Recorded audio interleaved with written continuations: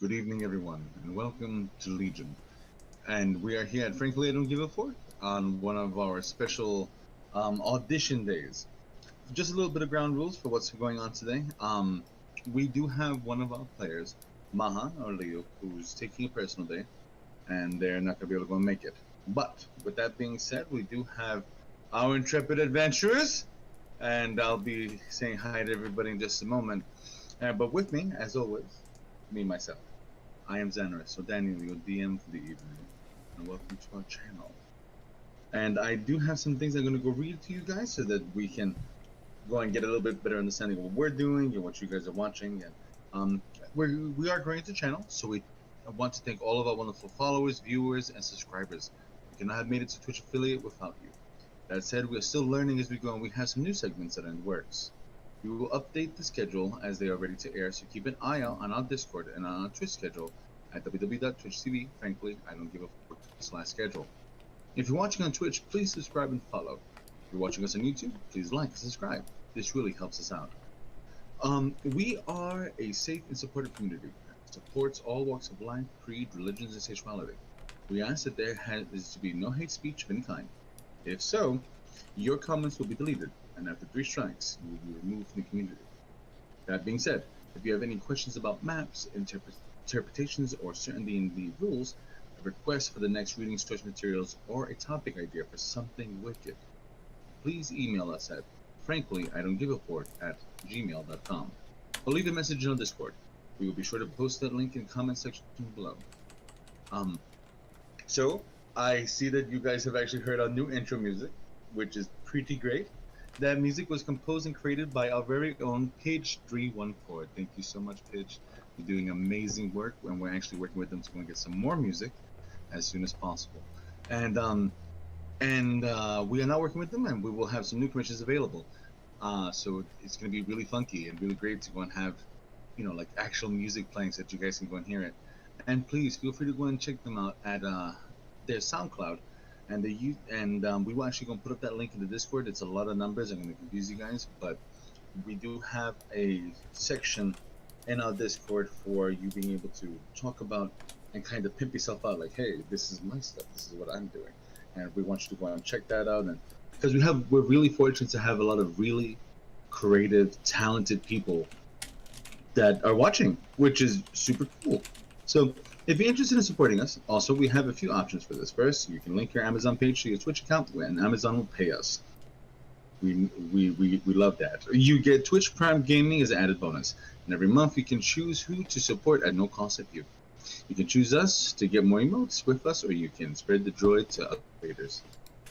Now, regardless of what you can do or what you can't do, we just appreciate you being here because we are 100% supported by you guys. It is a labor of love, and I hope that it shows in everything that we do and the things that we be saying. It's a lot of fun to be able to do this with you guys, and I'm just really happy to be able to have these little moments.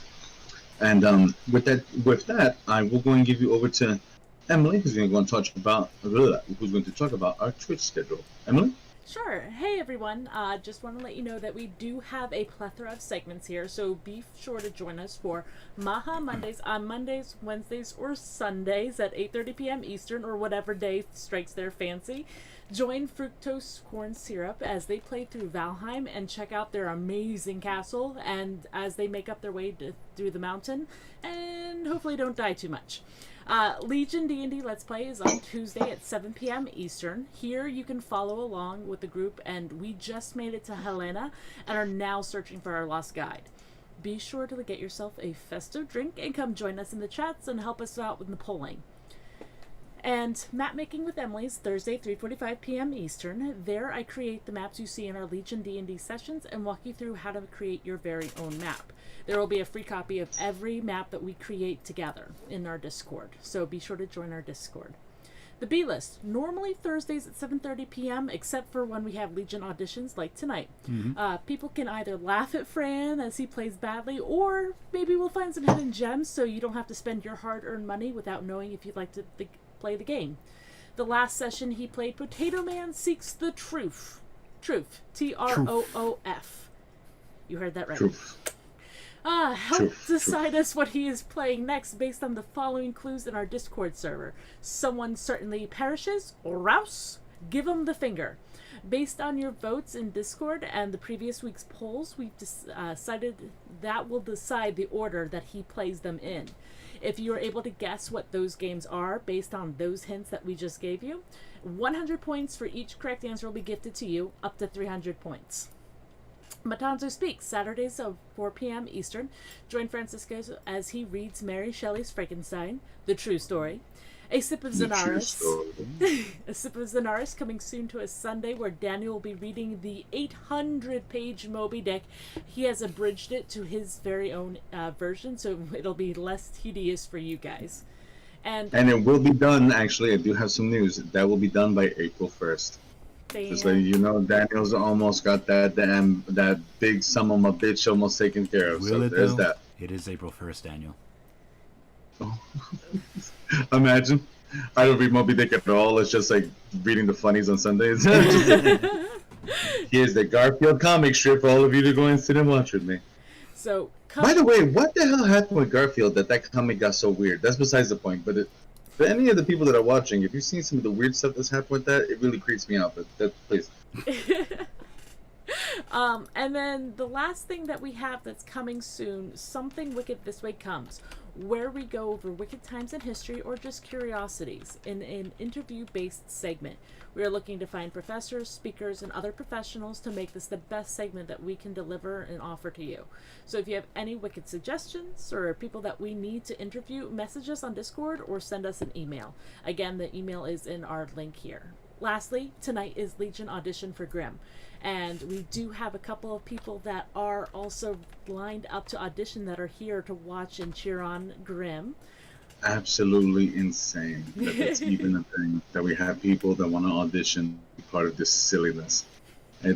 It's not nerve-wracking at all. No pressure to the DM or anything. No pressure to you either. Oh my god. Are you interested in joining our campaign? We have 2 spots left. So join our Discord and try out for a spot. Tonight we'll be interacting with Andre, Grimm's character. Woo! And Daniel will set the mood for us and with more information in a bit. But be sure to wish Grimm good luck, because I think he'll be great. Andre is ready. So, I know that we are waiting on one of our players. They are making their way home as well. Miss Lonnie will be with us shortly. But with that, I would like to begin to set the mood. Take a moment, get yourself a cup of tea or a cup of coffee, relax, and listen to the warm, sonorous bass of my voice as we take a step back in time. Which will probably be how we do most of our auditions. Back before Legion, before the numbers became the entity that they are, there was a time where Wilbur and Rory actually lived with their family. A very large four-blood group of people and their father, Gord. During this time as well, Lonnie was out and about in her adventures, exploring, stealing, and sometimes just plain out having a good old fist fight with some very interesting people. And that brings us to an interesting place. Wilbur, Rory. It's a cold night. Colder than usual in this side of the forest. Lucy, someone that you grew up with, someone that you helped escape prison, is out and about. You know, he's in town drinking, doing his thing. Ronan is home, whittling away on something in his free time, as he does. But recently, you know that your father, the crime lord, Mr. Gord, has been having business dealings with someone. Someone that, when you first met, gave you a little bit of an unease. Something was odd about them. A woman, long black hair, pale alabaster skin, eyes as green as moss, and a voice that confused you. It seemed to come from a place outside of her body sometimes when she spoke. You only know her as Zelenaya. She is a smaller part of the crime situation here, but she's very present. You know that she's been pressing your father lately, making promises of gold and merchandise, magical items, but it always seems to be that your father's giving more than what he's getting, constantly. And it's putting him in an odd headspace, to say the least. You are at home, watching and being able to see what you got going on. Oh, and we are actually going to pause for just a moment as we go get Melody in. Stay with these thoughts, my children, as we go to break. And we get Lonnie back into our game of the evening. Be right We'll be back. back. Enjoy the ads.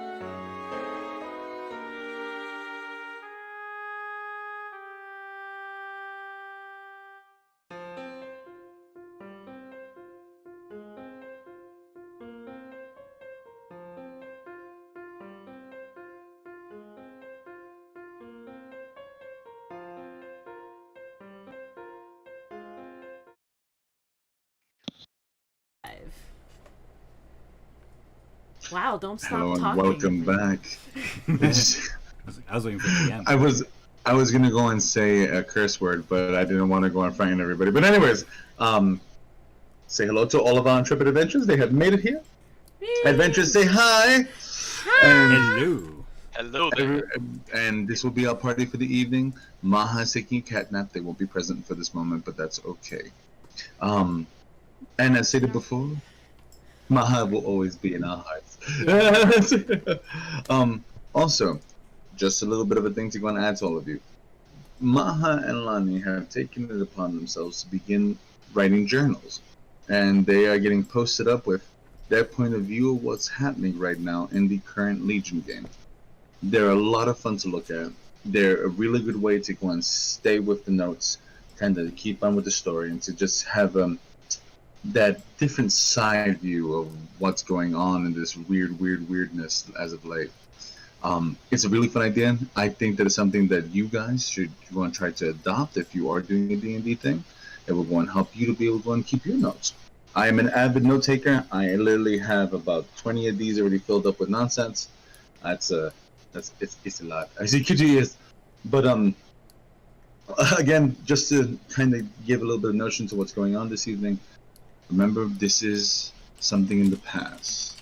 These are events that have happened, that could happen, that may happen, but they are, for the most part, canon. So when we went to break, we were talking about number 2. Just a little bit of information on that too. And Lana, you had a question about him. Oh yeah, I'm concerned for him. He seems a little unstable, and my question is, what is with the poison thing?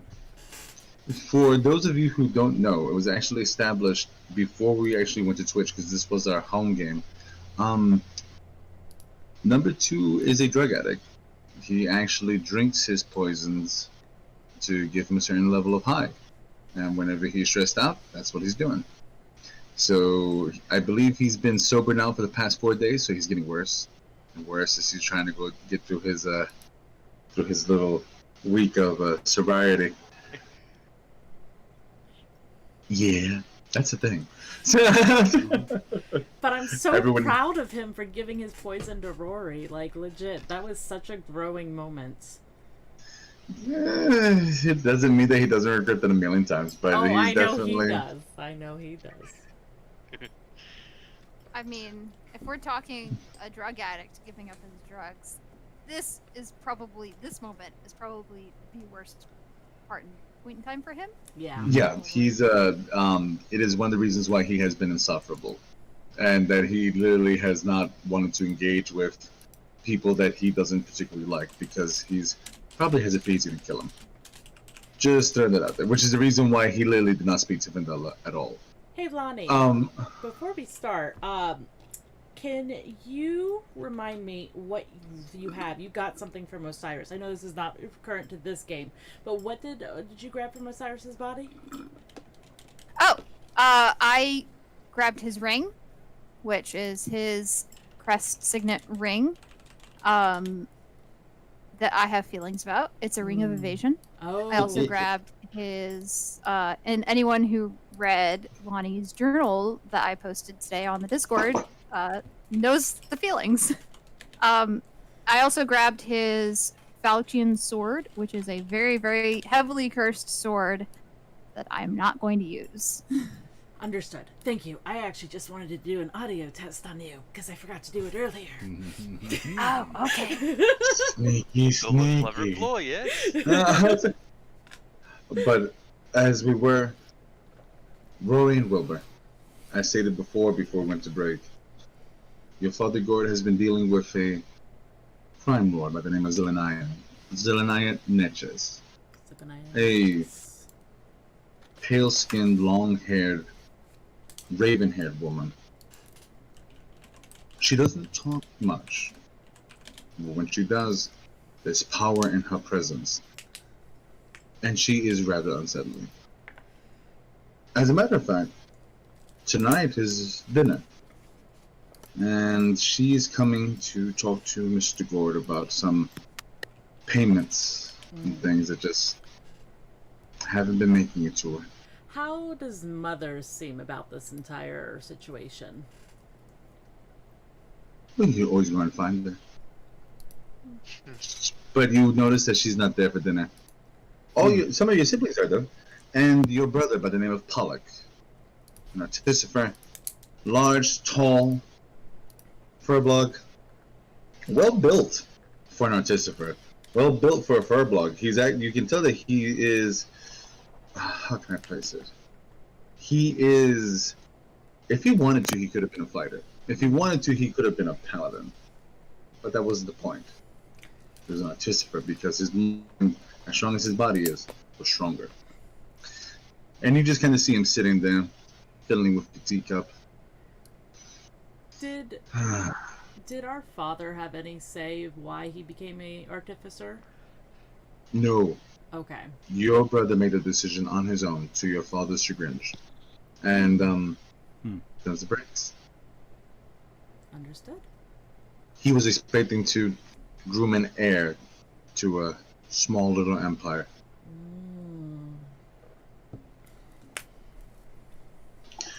Gord is there, and you are at the table, sitting there nervously fingering around some of his food at the table.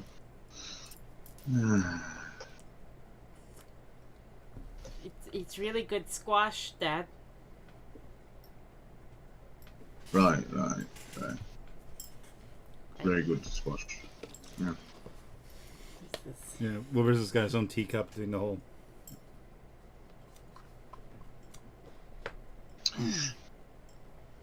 You know, a long time ago, when the world was newer, a man didn't have to pay protection just to exist.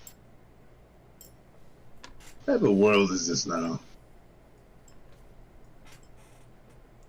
You help so many, and in a moment of need, everyone just disappears.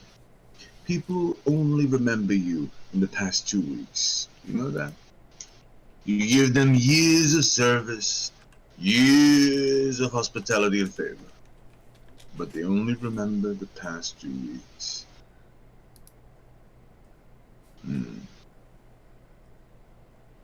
Unless you hurt him. Or you did something for him. You hear Pollock? Maybe you need better friends.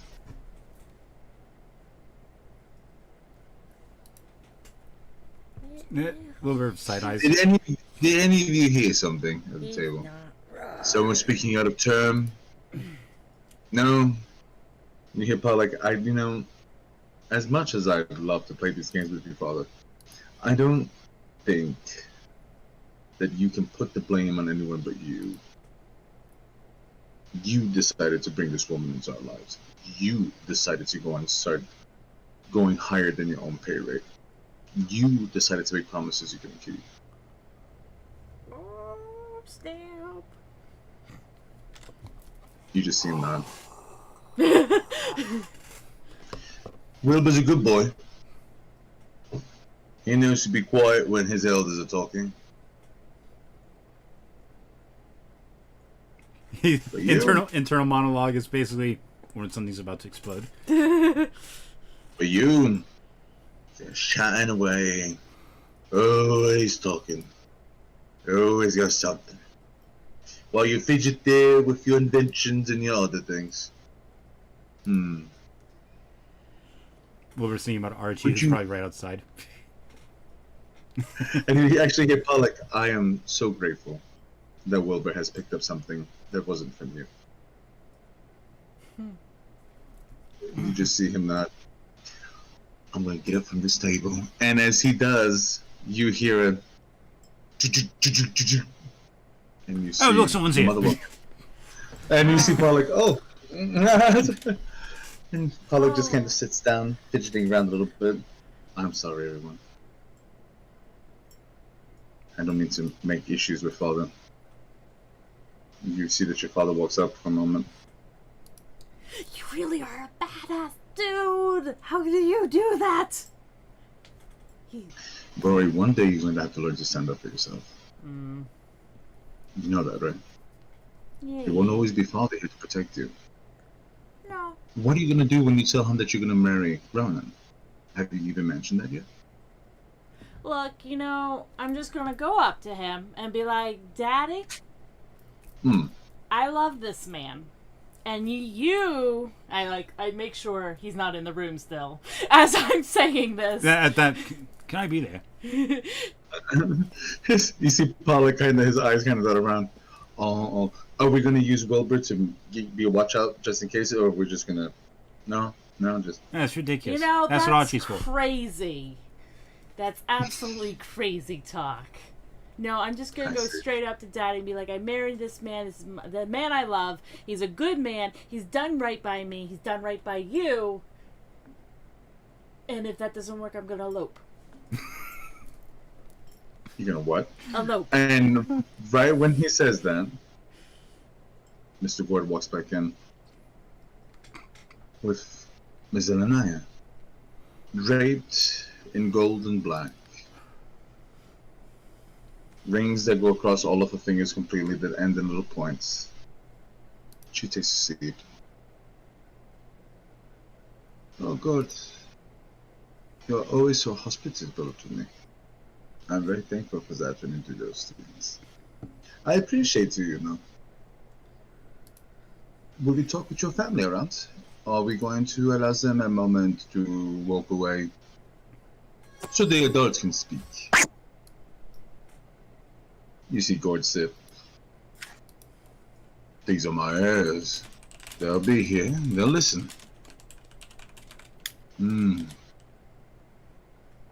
He sits, strays at his beard a little bit. Those white locks covering all the way down to here. Your father's always been a strong man, but this woman makes him look weary. The power that he gives in a room shrinks when she's around. It's a man with a dead.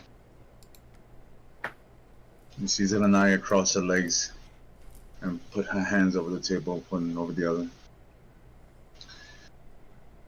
God, Master God, you are beginning to fall behind on many of our contracts, many of the things that you made promises to.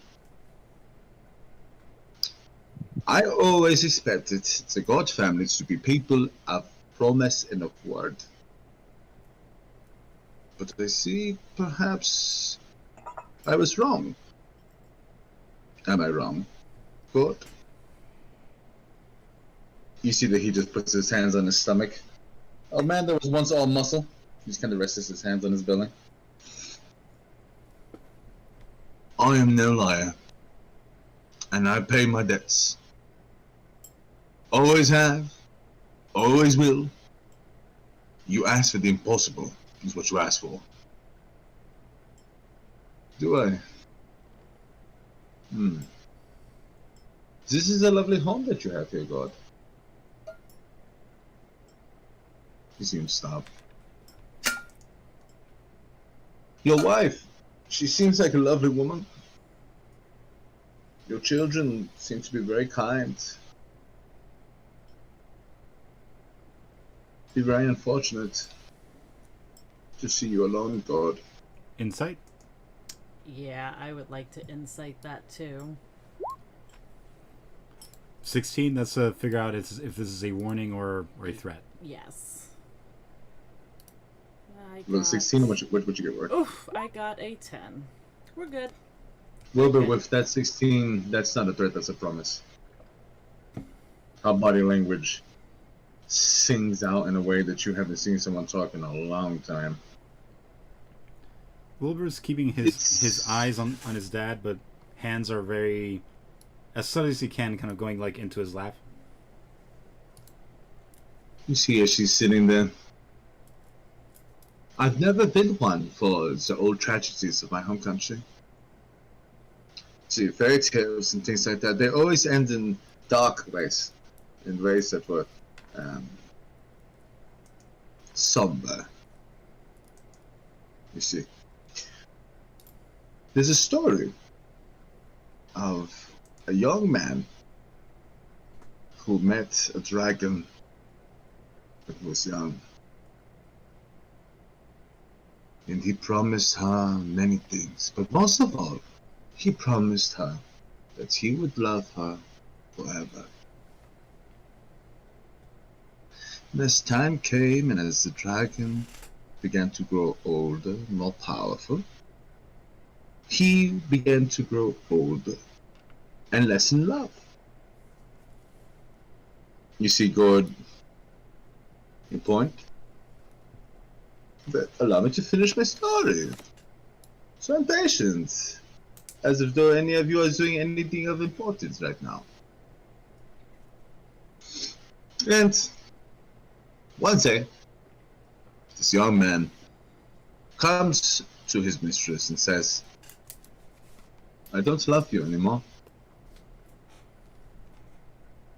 I want to be free. To go back to my family to see them before they pass. Oh, but this green dragon, she was spiteful. Oh, her eyes growing with a dark green light. And she told him, I would rather see you dead than to see you happy.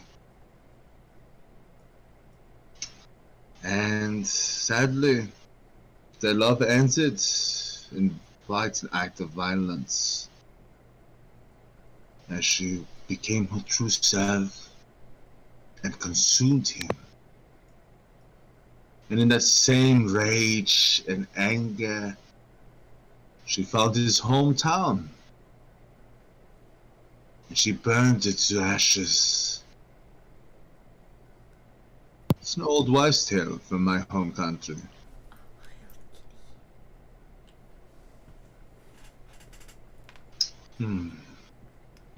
Insight. That'd be 18. She's talking about herself, isn't she? What wives' tale is she talking about? You just see her gently going past a clawed hand against her face. Goat, I'll be back in the morning. You will have my gold. Or you will have my artifacts. One of the two. I will not come alone. Good night, everyone. Enjoy your supper. It may be your last. And she stands up, and you see Gord turn to her. And he looks at all of you. He smiles. Yeah, Wilbur's keeping eyes on Dad, basically doing the whole, without saying a word, doing the whole just say the word. Roll, you've seen this look in his eyes before. And as he nods, he looks at Pollock. And Pollock goes to go turn. And as he does, your father quick draws a wand from the side of his sleeve. You made a mistake coming here on your own. You should have stayed home. I'll bury you in the back with the flowers. She turns. Oh, that is unfortunate. Crossbow. Nothing obvious, just getting it like at rest hold. In that moment, in that quiet, Wilbur, as you go to go and grab your crossbow, you see Gord go to fire. And as he does, as this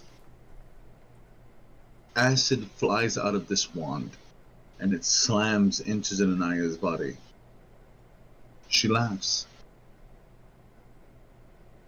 You see Pollock jump up from the table, and as he jumps up from the table, he goes to move in front of your father because he sees it before the rest of you. And Zelania's tail reaches out and stabs Pollock through the heart as she begins to transform. In that moment that Pollock begins to cough up his blood, he grabs you and Wilbur, and you hear him just tell you once, Get mother. Run. The memory fades almost from thought. Yep. As Zelenaya transforms into her real form of a green dragon. She takes on your hamlet. She burns it to the ground as you attempt to run with Pollock. But he does not leave. And as you get closer to the end of the village itself, you see Pollock smile at you one last time. And you know it's his last time. He kisses you both. I have to go get mother. Let us. Get her. We got it. You seem to smile. We'll be way faster than you. No. Yeah. No, you won't. Oh, please. Don't give me this. Yeah, bleeding to death. She can turn into a bloody wolf. As it starts to get a little bit darker, the night sky begins to fill with a green neon color as this creature begins to unleash his breath weapon against the hamlet over and over again. It is horrific. We gotta get our brothers and sisters. Yeah, you do. And you do.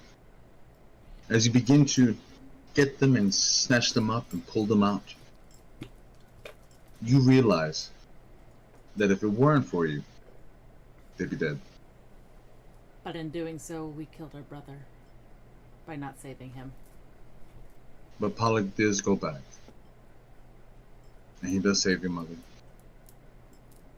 Zelenaya makes a point to kill him in front of her. And the memory begins to fade a little bit. Pollock deserved better. You tell yourself as the night goes through. Ronan holds you close that evening as you run for your lives. Zelenaya taking your village completely, taking the mansion, claiming it as her own. Unmatched and unrivaled. And you remember your father. Now, he never forgave himself for that last conversation being an argument. It's what changes him. It's what takes him out of the game completely. Makes him a better man.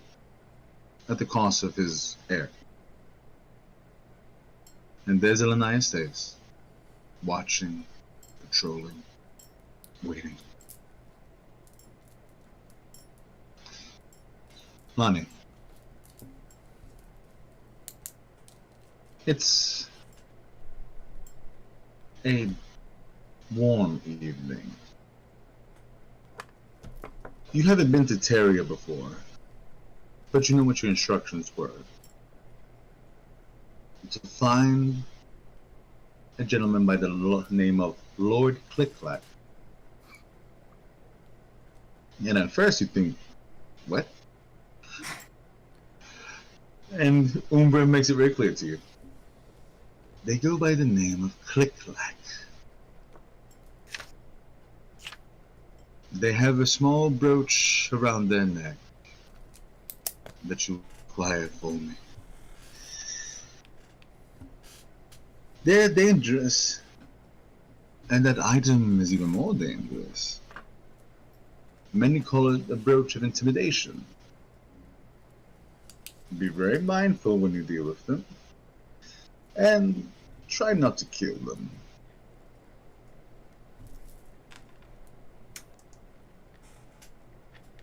That doesn't sound easy, but we get it done.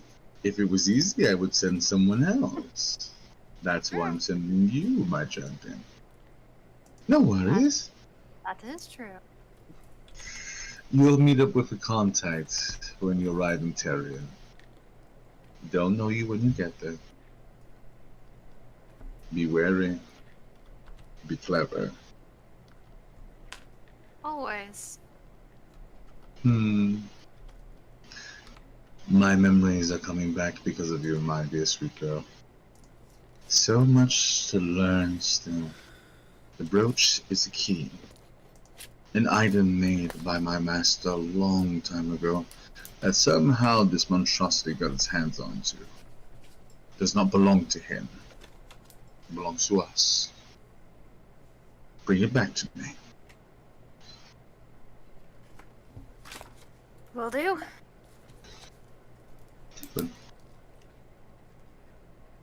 And Lonnie, as you're making your way, getting everything ready. It's been quiet by the altars. It's been quiet. Umbra hasn't sent you out on anything new lately. There hasn't really been any new adventure. And for a moment even, you even thought, maybe they're gone. She hasn't spoken to me. She hasn't said much.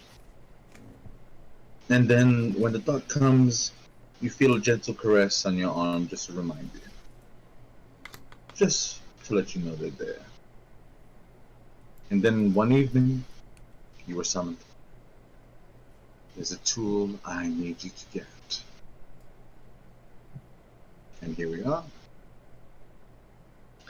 With that, Andre, Yes. describe yourself for the audience. Andre is 5 foot tall, half elf.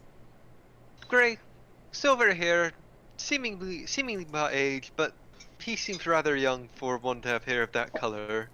Perhaps done through magic or some other means. He's a healthy looking chap of 20 years old as far as most eyes can determine. He's happily wearing his chainmail and weapon to bear and shield at easy grasp if troubles to come his way. But anyone who looks him in the eye can tell there's something off about him. But yeah, no one really has asked what that might be for fear of what would happen. But he seems kind enough. Never really mean to start anything, but if something's started by others, he will happily end it. If only to prove an example that it is not like being made a fool or seen as weak. In this side of the world, things have been odd. You've heard of a group of warlocks that, for all intents and purposes, are creating a revolution. They are here to end the imperial rule of the empire, and they are slowly attacking their bastions of power. You have no idea who they're led by. You have no idea where they are. But you've been summoned by an individual by the name of the High Inquisitor. Okay. The Church of the Witch's Hammer invites you to a meeting. There's much to talk about. So it's the same, yes? As you begin to make your way to the High Inquisitor's church, it is opulent in a way that it's kind of stupid. It's one of those churches that you begin to walk into and you know the amount of money and time taken to this could have built the whole city for people. This is not just a capital cathedral, it is a military fortress built to withstand siege, starvation, magical attack. It is terrifyingly large. And you also know that the High Inquisitor has been given a place of power. Things have changed in the world recently.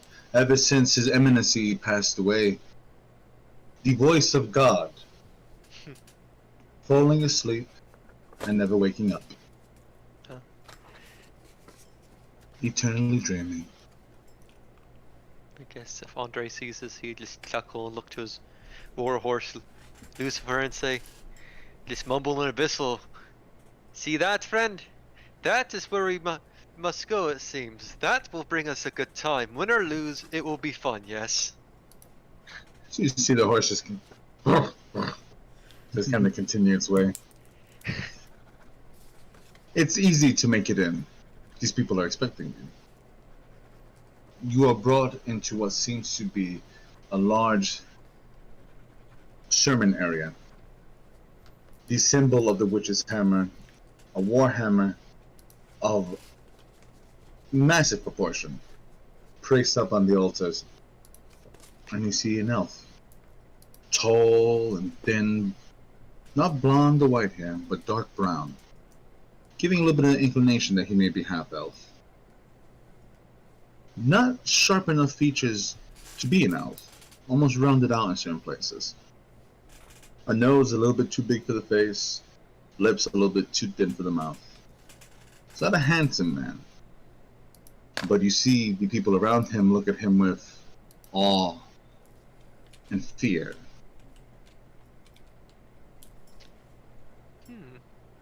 Does it? I guess it. How far away is he from me? Is from Andre currently? It's about 120 feet. Okay, And as you once- do start to, yes, I was just gonna say, once I get within 60 feet, I'm gonna do something. Nothing lethal, just a test. as you begin to go and walk up, you actually see an air genasi walk up to you. Oh, hello, friend. You must be here to have been summoned by the High Inquisitor. Please come take a seat. He's preparing before he talks to everyone. Please, please, please. Very well. If it's his house, his rules, I suppose. Right. Cool. Where are you? Well, it is. It is. Yes, I am agreeing. That is just merely a statement. Oh, right. Please, sit. She's fidgeting, but you see that she carries a little dagger on her side. Just please, take a seat. It's like I just look at her and sit down. It's like, very well. It's like, As you said, you see the High Inquisitor begin to look over the mass of people. And he stops. The music of hymns ends as he turns to the great wall and he places his hand against the warhammer. In a time of great need, the gods close their eyes on us. For only if the gods did such a thing would these men be so close to doing so much evil. I would almost say that they are the personification of our sins that has come to punish us. How many of you are pure of heart? And you see his commanders hit their chest. We are, sir. Yes. Yes, you are. For the hammer says it so. You see him take this thing off from that altar. One-handed. This one rail-thin, lunch-deprived looking creature picks up this large weapon with one hand, and he holds it. The warlocks amass. You've been brought here for many reasons, but we are launching our crusade. A great inquisition against those who would deal with the unworldly. They have taken villages, you know. Sacrificed the women and children there, burning them down to the ground, using their ashes for their ritual work. And you see some people just putting their hands over their faces. Heretics! Blasphemers! Soon to be ash. You gentlemen have been brought here to be enlisted into this crusade. Into this fight against those who would do ill to all innocent peoples. We have found a location of power and the possibility of their leader in a land far from here. Terria. a place of filth, a place of lies. We will bring truth, and we will bring it with our God's power. Are we mighty? Yes, sir. Yes. And he starts to walk his way down. And you see him walk right up to you. At that point, activate Divine Sense to see if it gives off any aura of 1 second. Just always get it slightly mixed up. If he gives off an aura of if he's good or evil, and if this place happens to be hallowed or corrupted by anything, are what I'm looking for. It is a hallowed place. Good. And as you begin to reach out to the Inquisitor, he stops.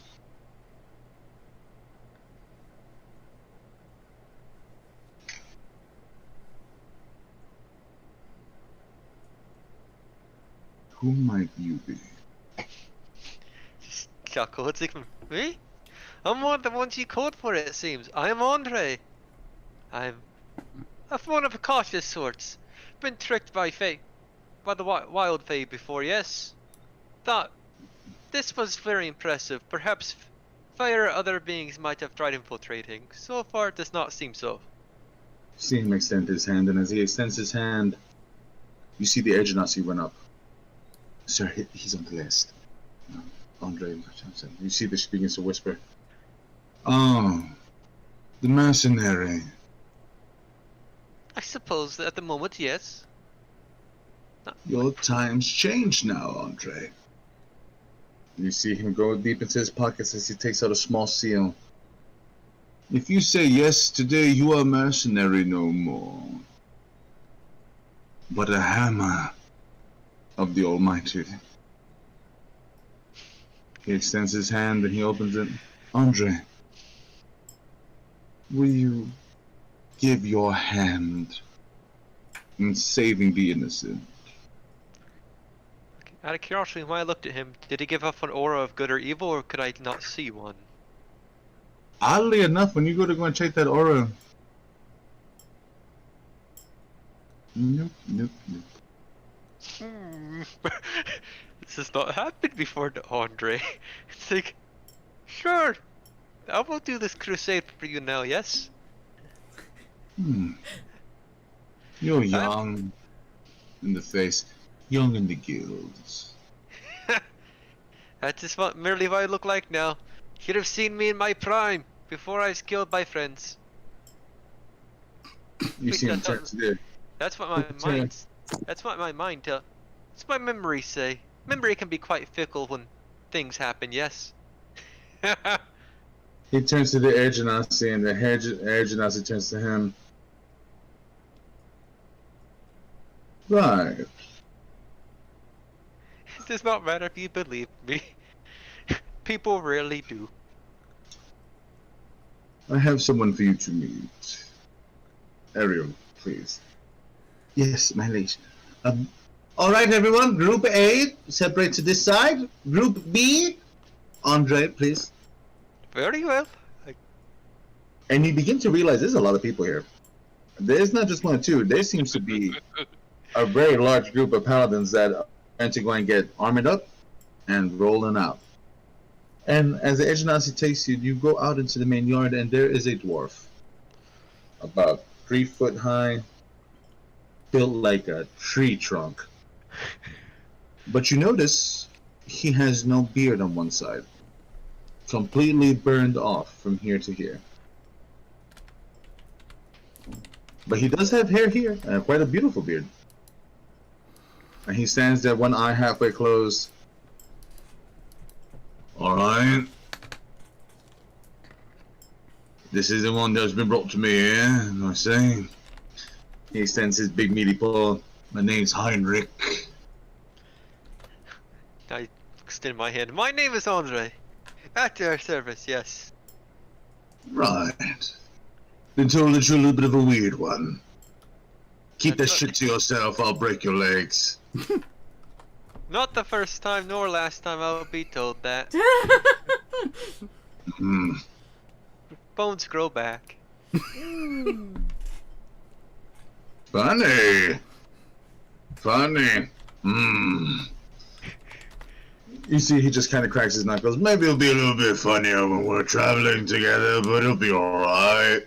You'll be alright, I think. We'll get you a horse. We're off. We're going to the harbor. We gotta take a boat. Hopefully you can swim in that fucking get-up of yours.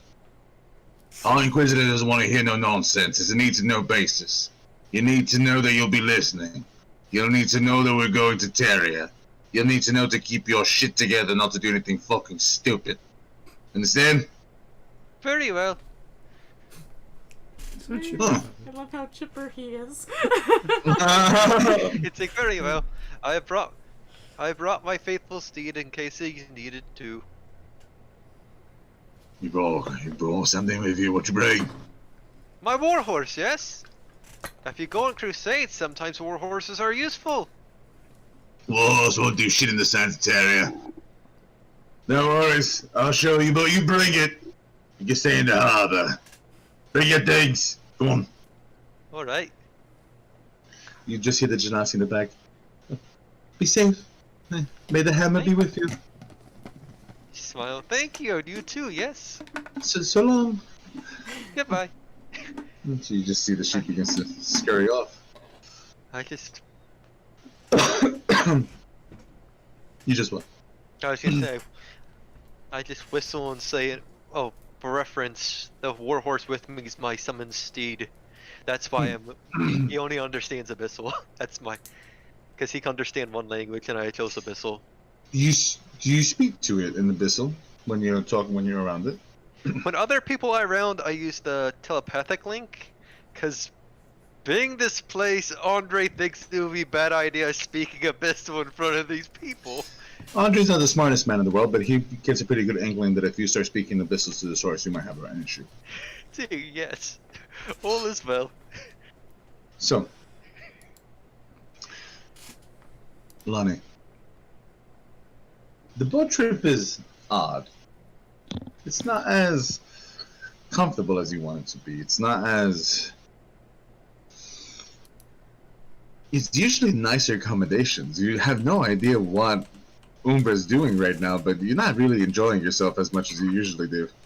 There's a lot of really stuffy paladins on this ship, and they're trying to hide it. And they're awful. They're cute. It's okay.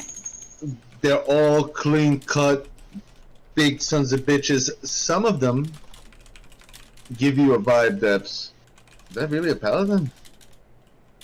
But you hear them amongst the ship talking about a crusade, speaking about Inquisitor this, Inquisitor that. Not the most polite of combos.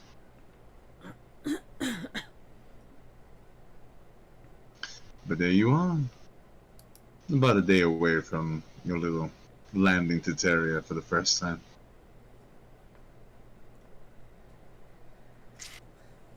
I'm excited. This is a very far away place, and I have never been here before.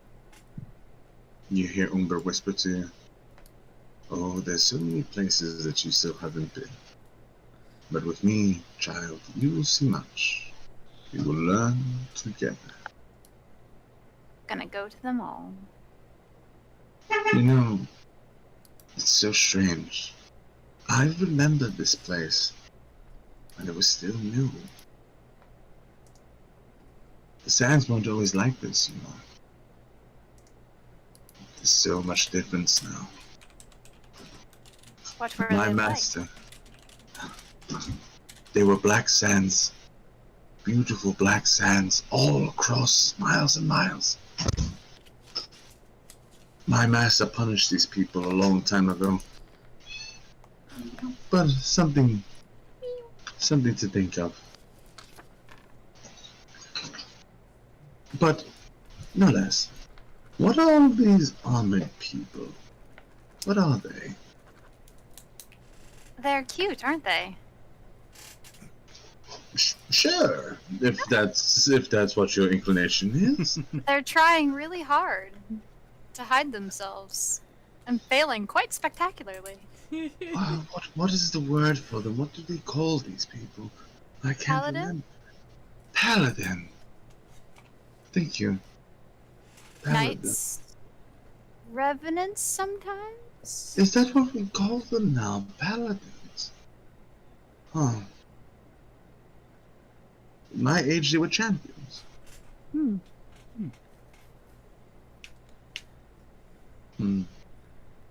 Paladins. Even the armor's changed, hasn't it? I think not. I think they are trying to hide their armor. Oh. I don't quite trust them. They seem to have mischief on their mind, and not the fun kind of mischief.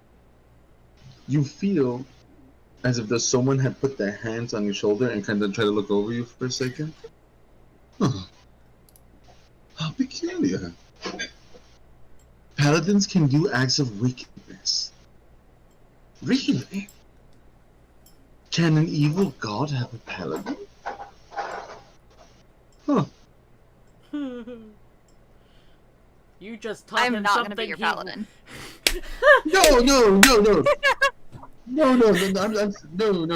That forgive me. That wasn't my inclination. You just taught him something he will never forget, or they will never forget. Mhm. What have you done? Just something I've never seen it before. You see, for us, long time ago, they were considered anti-paladins, not an actual paladin of an evil god. Huh. I don't know a whole lot about paladins myself. I think evil paladins are called revenants, but I don't know. Revenants could be something totally completely different. Revenants. Such an interesting thing to hear. Revenants. Anti-paladins and paladins. Oh, I feel like we're learning so much together. I've just given her a terrible idea. And again, throughout, as the trip keeps on going, you feel a lot of movement, and every once in a while, like a little tap on your shoulder for you to go and turn and kind of look around. You notice this was in the beginning that she could barely move from your shadow. Before she began to gather strength, she was very much connected to you through your shadow. She was never really a bother. I did not know that her name is Umbra at this point in time either. That is correct. But it's just one of those things of, she does mention her master every once in a while. Never mentions her name. And you have asked, but I can't remember. I'm still very lost. But that's alright. The memories will come. Slowly, but they'll come. With your help. My champion, not my paladin. We're not doing all of that. That seems very sinister sounding. I don't want to do all of that.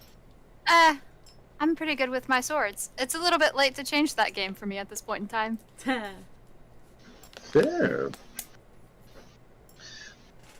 And as you begin to get to your travels, you finally Shields reach are- dark. Sorry. No, it's Shields okay. are so clunky. You actually hear her voice get a little dark. Oh, paladins are just like crabs. You just boil them until you can get to the hard meat. There's an idea. There are a few gods that can protect you from a fireball strong enough to melt you from the inside.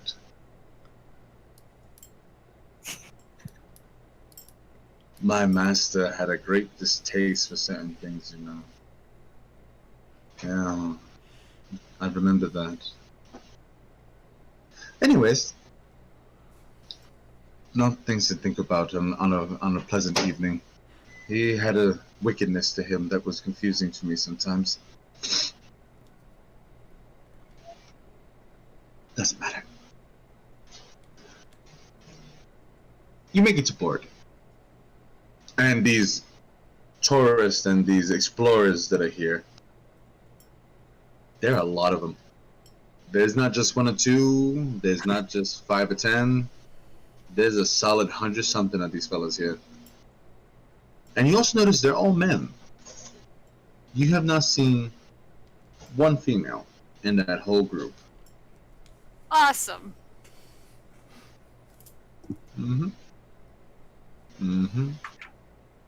Andre, you make it to the harbor, and on your boat ride, you do have little moments. But you notice it too. There are no women here. At all. You just see Heinrich slowly passing his fingers through his half hair on his face. So, if it is not too personal a question, I've been curious. Were you attacked by a dragon or something? If not, it's not very common to see a dwarf with half a beard. If you must break a leg for that, make it the right one, please. It's easier to fix. Is that the right leg or the correct leg? Ooh. Yes. You see, as you're talking, he begins to braid it. No dragon boy. Chain devil. Oh. Okay then. That is very different indeed. You see, these warlocks, they play dirty. They call upon things that shouldn't be out and about in the world. I was there when it began, you know. They took a whole village, murdered all of the people there.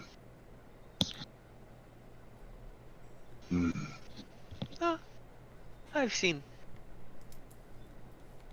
It's a common tale. But what if we do our job properly and as the holy cause, I suppose? Then it will not happen again, not for quite some time. Perhaps generations from now, if all goes well. You say that. You say that. You ever fight a real demon, boy? Something with teeth as long as my dick. Huh? Tasty. If I said yes, you would not believe me, so no. That's fair. You're right. I wouldn't believe you. I think that you're a little bit bonkers in the mind. I think they dropped you real hard on your head when you were a youngin', and you just managed to go put a helmet on. No! When I was young, I watched my village and everyone in there get burnt alive. Only survivor said it left, what did they call it? Mental trauma. It is fine. He just pulls on the braid a little bit. Aye. Mental trauma. I think that is the words they use, yes. It's not paying too close attention. I hear that that's a terminal disease of being a cunt. That is new to me. Ah. Are you implying something, or are you trying to be...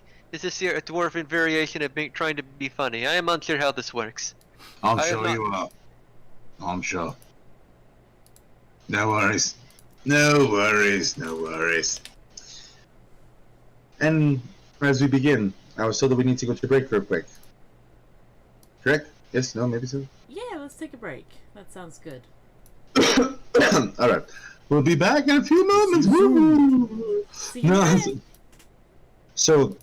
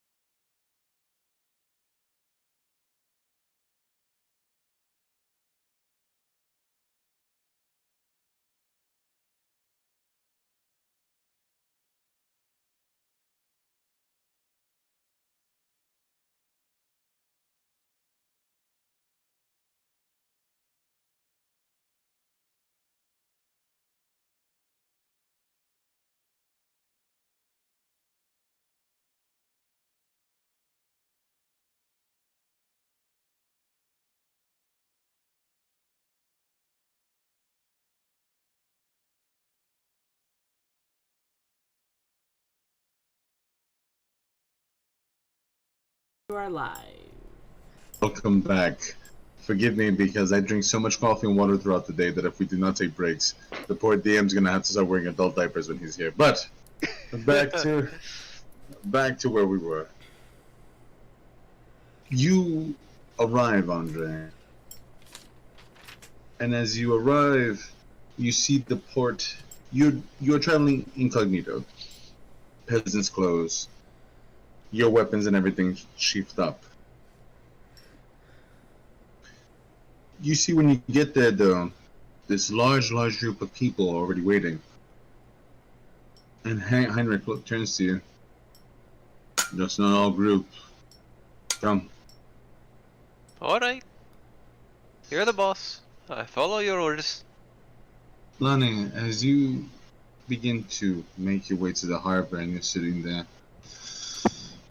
you hear a soft whisper in your ear. Oh, our friends have arrived. I'm sorry, I accidentally pulled my mic out just now, and I did not hear what you said. Oh, our friends have arrived. You see a dwarf of ill proposition. Do not worry. They are, paladins.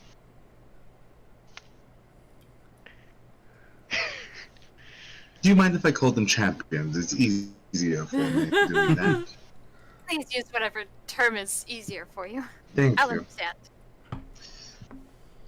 He goes by the name of Heinrich. Don't worry.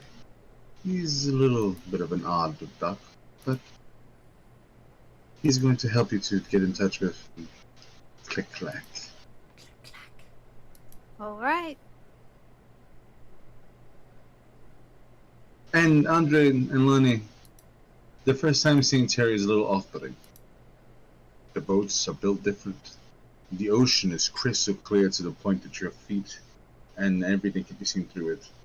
So what seems the oddest of it is that the harbor has grass growing in patches around. You see camels for the very first time. But you also notice you don't see many people.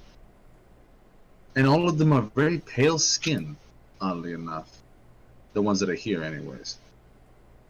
The sun is brutal. Brutal to the point that you see some of your compatriots that are wearing their plate mail underneath their cloaks to start to look very uncomfortable. And you actually hear Heinrich, "Dumb fucks. Nobody listens to fucking instructions. How the fuck are we supposed to go launch a goddamn crusade when everyone's got their fucking insignia on?" You're just looking around. Come. We've got someone to meet. Alright then. Lonnie, as you're there, enjoying it. New smells. You smell tobacco thick in the air. And you begin to notice as some of these very pale individuals, most of them female, with no hair at all, completely bald, walking up to these travelers, selling them wares, a lot of it tobacco items. That seems to be kind of the thing. You can see them coughing, as most of them probably never even seen this item before. And you start to see two individuals walk up to you. A dwarf missing a good chunk of his face and a scar that runs all the way up to the back of his head, and one braid. And another younger man with a perpetual smile on his face, a little bit distracting from this place from what you've seen. Not many smiles that you've noticed here in Terria. You see Heinrich. I hate the fucking smell of tobacco. It's bad for the lungs, you know. It is. These people can kill themselves all they want, but not take me with them. Clever. My name's Heinrich. I imagine you're Lonnie. I am Lonnie. I'm very glad that you know who I am. I'll read my paperwork, unlike some of the individuals here. This is my page, Andre. Andre, Lonnie, Andre. Hello there. It's a pleasure to meet you, lady. Cheers. Ryan. You see, he starts walking. We've got transportation already settled. And he turns to you, Andre. Oh, did you think we were just going to armor up and charge on the capital of Terria against every warlord, did you? No, but it always varies from person to person how it happens. Oh no, but they are, you see. That's the plan. I like to call it Operation Meat Shield. It'll be fine. No worries. There by the grace of God go them, I suppose. Are they all wearing their armor under their cloaks? Take a good look at them sweating their souls out as they begin to dehydrate smoking. Idiots. Just brilliant all around. As the Warhammer shines on us all. Yes, of course. You see, he makes his way over to some camels. And as he leans down, you see one of the pale, bald women walk up to him. She just nods. He hands her what you see to be a platinum piece. She cups it in one hand. Oh, Master Travis. It's a pleasure to see you again. And you see this dwarf turn. Yes, it is. His voice completely switching. It's always a pleasure to see you. I'm glad that you're doing well. Lord Click-Clack is worried about these people. They're making too much noise.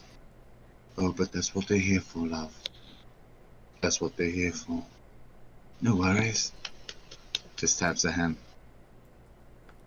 Blood makes the wheel move.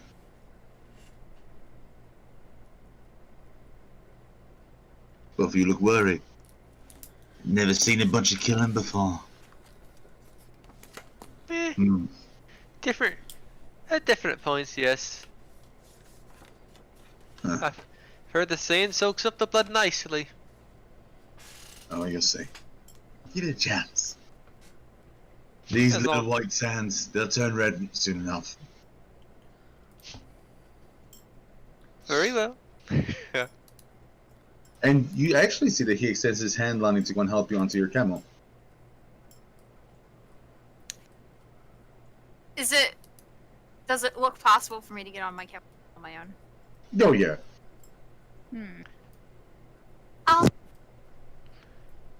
Oh, the kitty cat!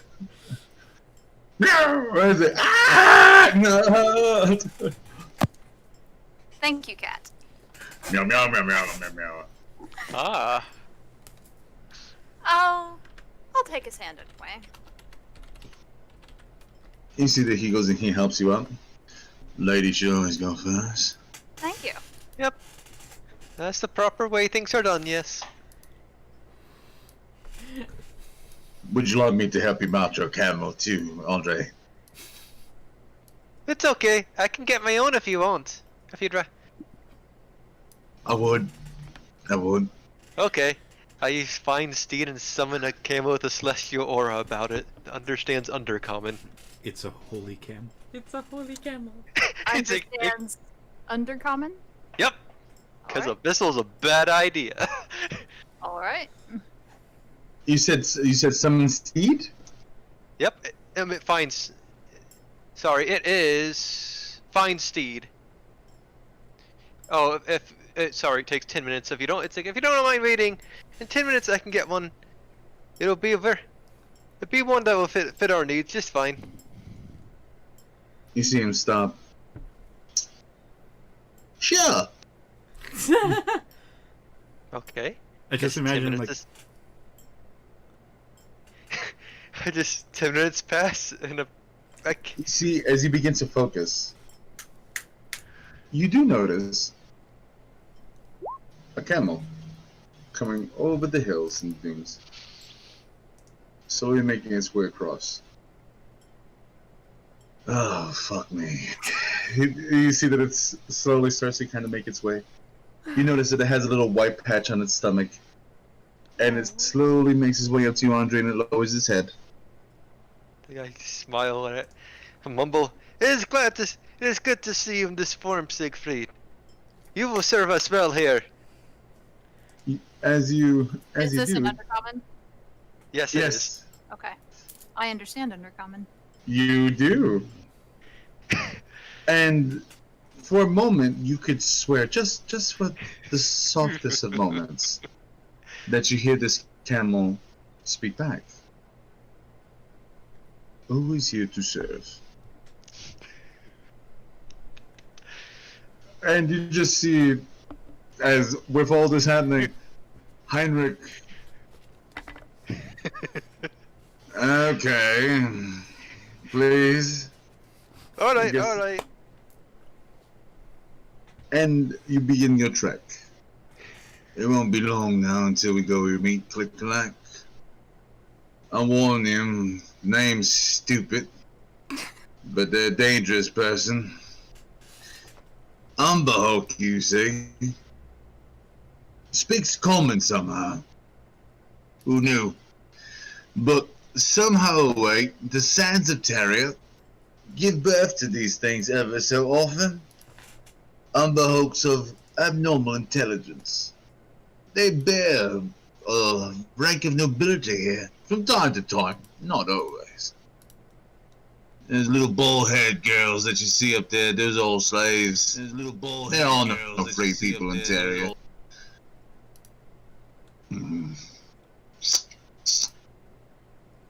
Smells like blood.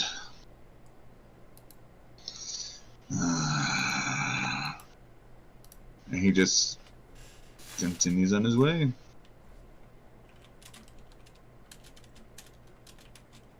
So, the sands in Tyria are white. They are white. Shockingly so.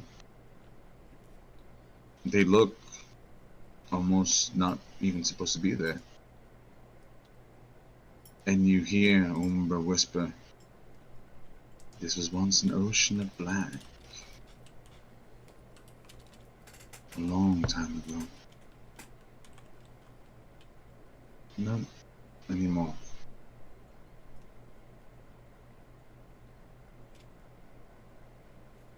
Heinrich, Hmm? I read in a book somewhere that these sands used to not be white. Oh, was there? Sanitary were one time black as night. Blacker than the heart of the blackest witch. No more. The gods are against that. Great war that took place here a long time ago. Something like that. The supposed hidden city that was frozen over. In a place full of fire. There's ice. Supposedly lost with all these little fidgety things and artifacts in it. I haven't seen it myself. I've been told it exists. Sounds like fun. Indeed. Something like that. Once that happened, the gods were unhappy. And they decided that it was time to seek punishment all throughout. And they ravaged the lands. A great purge of the people, you will. Terrier never really came back from it. It's their excuse for being poor shitheads, really.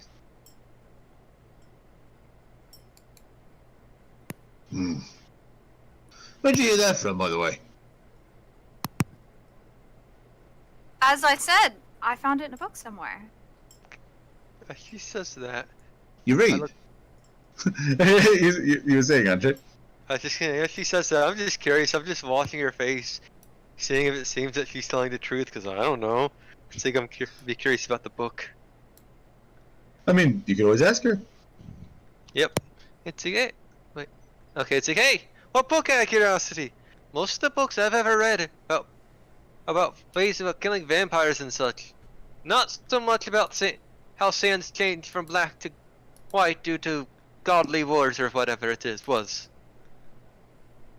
Most of the books I read about are geography. Ah, You see Heinrich just kind of pick up his head. Aye. Geography. I'd like to explore. I like to read about far places, and then I like to explore the places that I read. As you go out a little bit more, you see Heinrich stop for a moment, take a sip of his water. He looks at the magical device on his hand, catching some of the sun.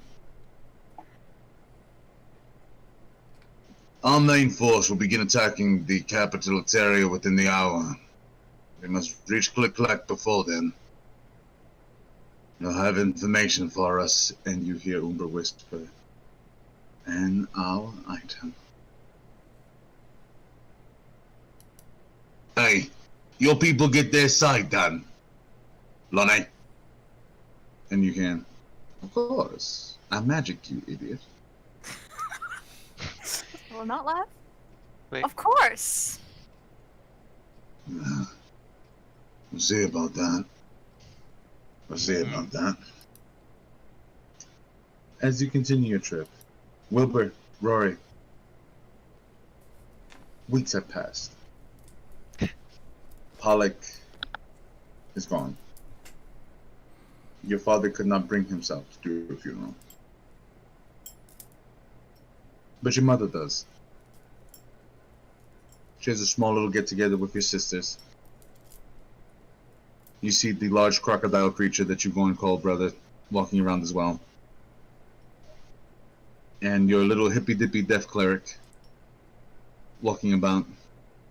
And you see him with some wilted flowers by a little rock.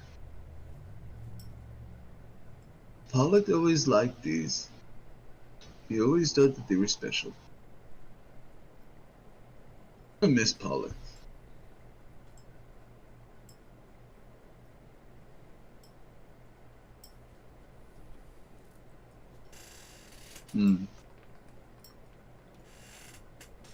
You're quiet? Don't be so quiet. I think he wants you to talk. Maybe say a word or two. Don't you? Just kind of like rub my shoulder and like I walk up to where my sister is. There's a little stone with Pollock's face drawn on it. Not well. I brought him here for all of us to be able to see. Yeah, Wilbur's just kind of like has his hand kind of on the stone, just kind of looking at it quietly.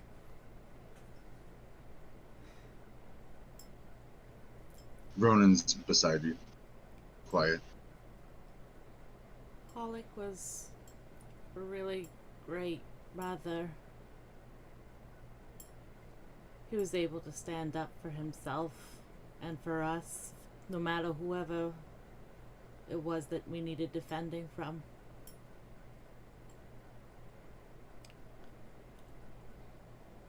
And he deserved better. We never stood up for him.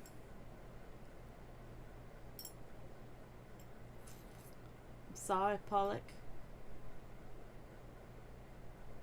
You just see Ronan standing there. He smiles at you gently.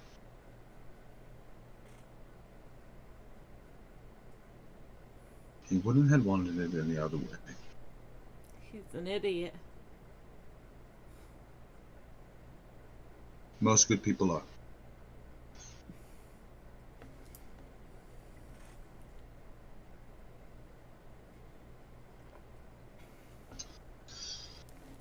What is Mother doing right now? She is inconsolable. She has locked herself away in this small village that you guys are hiding out in, and she has not come out. She does not come out for the funeral. She does not come out for the service. She has not eaten in a few days. She is beyond broken with grief. Ronan visits her consistently. You know for a fact that he's been cheating and using calm emotions on her, but he only told you that in secret.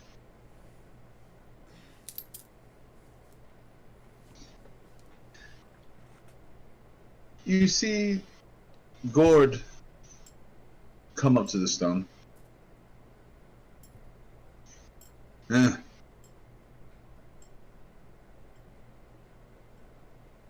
was hard on you.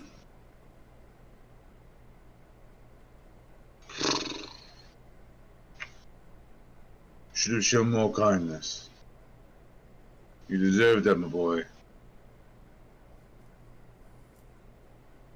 You're a good boy. Well, but you want to do this fancy smancy stuff that your brother was doing, you do it. But you become the best goddamn artificer that ever was, eh? Yeah. Yeah, I will.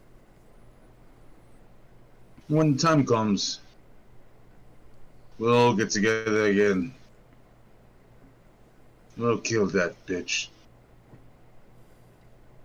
In time. Not now. In time. We wait. Patience, like I've told you. Like I've taught you.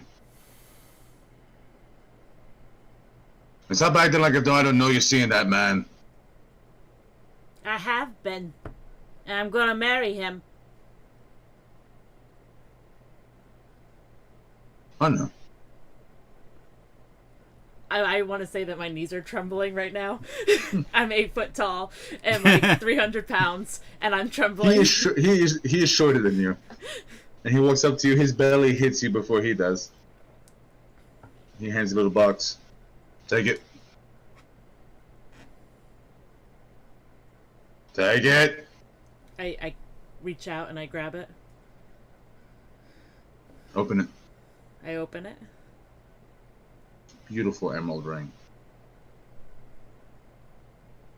That's my mother's. I always wanted one of my girls to have that when she's married. Ronan's a good boy. I kind of look up at Ronan's dorky smile on my face. Yeah, he is. He's just smiling. Did he grow? Oh shit! Yeah, I look down at Ronan. Yeah, I was gonna say he ain't that tall, Like, but you just see Ronan. I'll do right. I promise. You will. I'll kill you.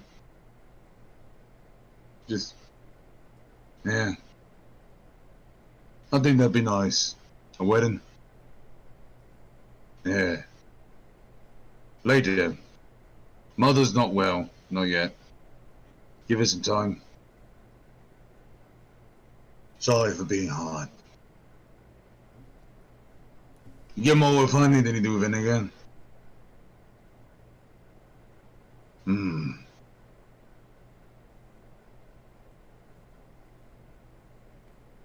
If plans work out,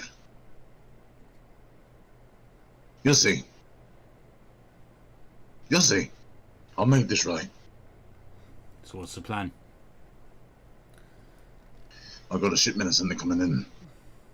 Something from Terria. Far place from here. Don't mind. No, never mind. You just wait. You'll see. And on that, Lonnie and poor Andre, you begin getting close to what seems to be a domed city almost. All of the buildings domed over, all of them high pillars. And weirdly enough, as you get closer to the city, it gets colder. You notice there seems to be some type of ventilation system that's cooling off the city from the inside. You're not sure where it's coming from, but you do pass through over vents built into the ground that are bringing cold upwards. Most impressive, yes? Never seen this anywhere else. Is this new? Terrians are a special bunch. Architects know how to go and divert the oceans from the outside to bring them underneath tunnels to create air currents. Best architects in the world, you know. Good to know. Yes, very good to know. So, when you see him, don't freak out. But have I freaked out seeing anything odd yet? At least in your presence. You haven't seen him yet. This is true. Yeah. I was just gonna say, it dawned on me I did not divine sense the dwarf yet, because I'm curious. I divine sense the dwarf in my area, seeing if I notice anything unholy about the area. This is not hallowed land. Okay. You know that for a fact now. And as you propel yourself towards him, Heinrich does not give off an aura of goodness. As a matter of fact, Heinrich gives off an aura of very deep-seated evil. Does Lonnie give off a similar aura? Mm-hmm. So, As a matter of fact, there seems to be some very deep-seated contrasts to the both. just look down to my camo and mumble. Very interesting company well, an undercommon of course. Very interesting company we have here. One great evil, other pure not sure if pure of heart, but very good it seems. Interesting indeed. Lonnie, he says it out loud. You understand the undercommon. Yep. I think to myself, well, thank you for the information. I will take that in stride.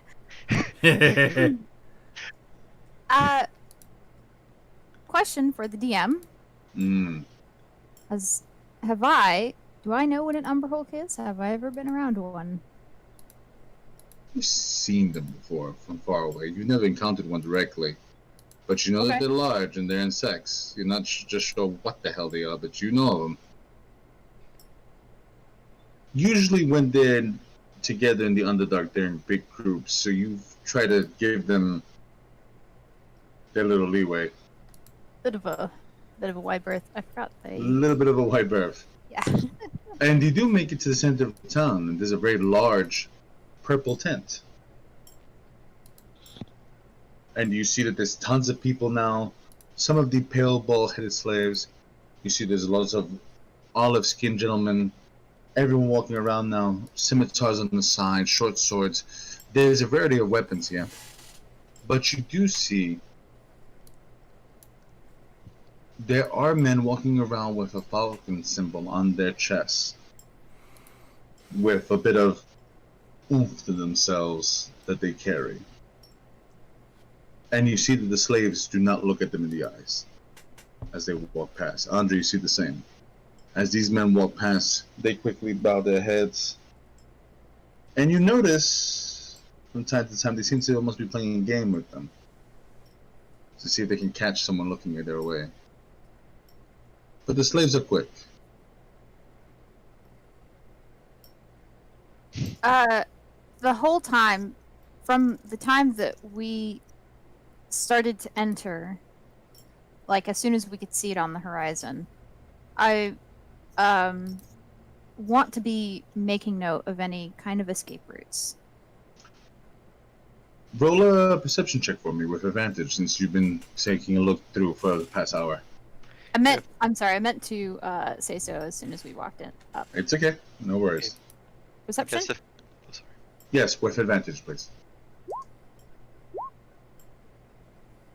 22. You notice that there's a few ways out of here. A lot of the city doesn't seem to be guarded. Whoever this person is, they seem to be a little bit paranoid, and the majority of the guards are concentrated on that center of town. But you can tell that easy enough you can get out of here if needed. You're going to need your camel, you're going to need somewhere to go and get out, but you can do it. Okay, whoever this person is. Whoever this person is. As you get to the purple tent, you see that he steps down. Alright. Now it's your turn, girlie. And as he turns like that, you hear Umbra watch with amazement. you see the guards stop, look at you three, and walk away.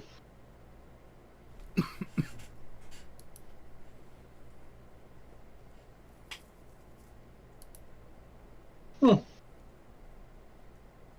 Seems that your friend did well for us. I'll remind the Inquisitor of that when the time comes. He opens up the tent, and as he does, you see a silver-plated, foot-tall, probably 2,000-pound Umber Hulk. Pincers as long as my arms, arms thick like a gorilla's, in pants, airy sultan pants, grapes on its chest, sitting there as it's slowly picking up fruit, the picture of decadence, as slaves are slowly putting air to him. And you see that there are two guards there, but they seem to not be paying as much attention to you as they should be. And you also notice around his neck a small brooch, what looks to be a silver skull on it. Yes, that's it. You must take it. Patience. You see the dwarf walk in. Oh, it's a very humble accord you have here. And you hear it.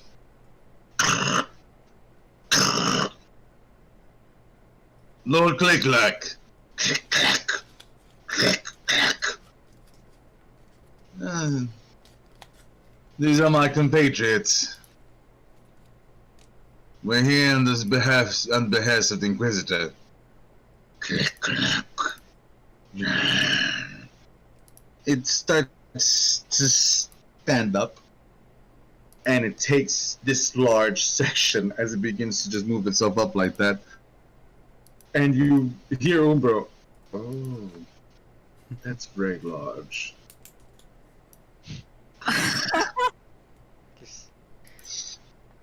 Your men have reached the harbor. Yeah, they did. Like we said.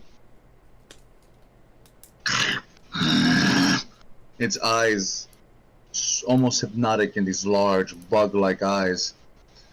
He's just looking about.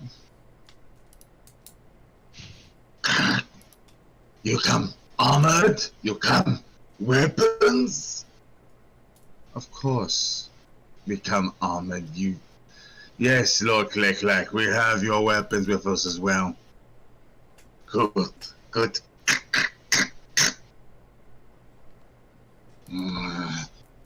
You see it starts to stand up and it looks around the both of you as it looms over you.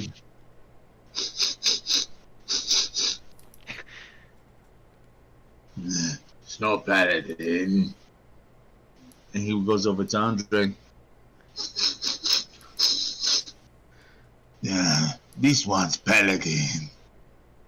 Well,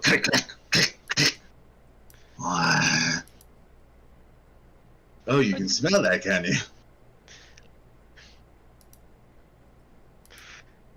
Do you say anything, Andre? well, yes, I'm Paladin. I suppose I send my greetings, Lord Click-Clack. I have not met a lord of your stature before. It's a pleasure to be in your presence, I hope we can be friends. And I bow ever so slightly. Keep this smile on my face. You just see that it sits.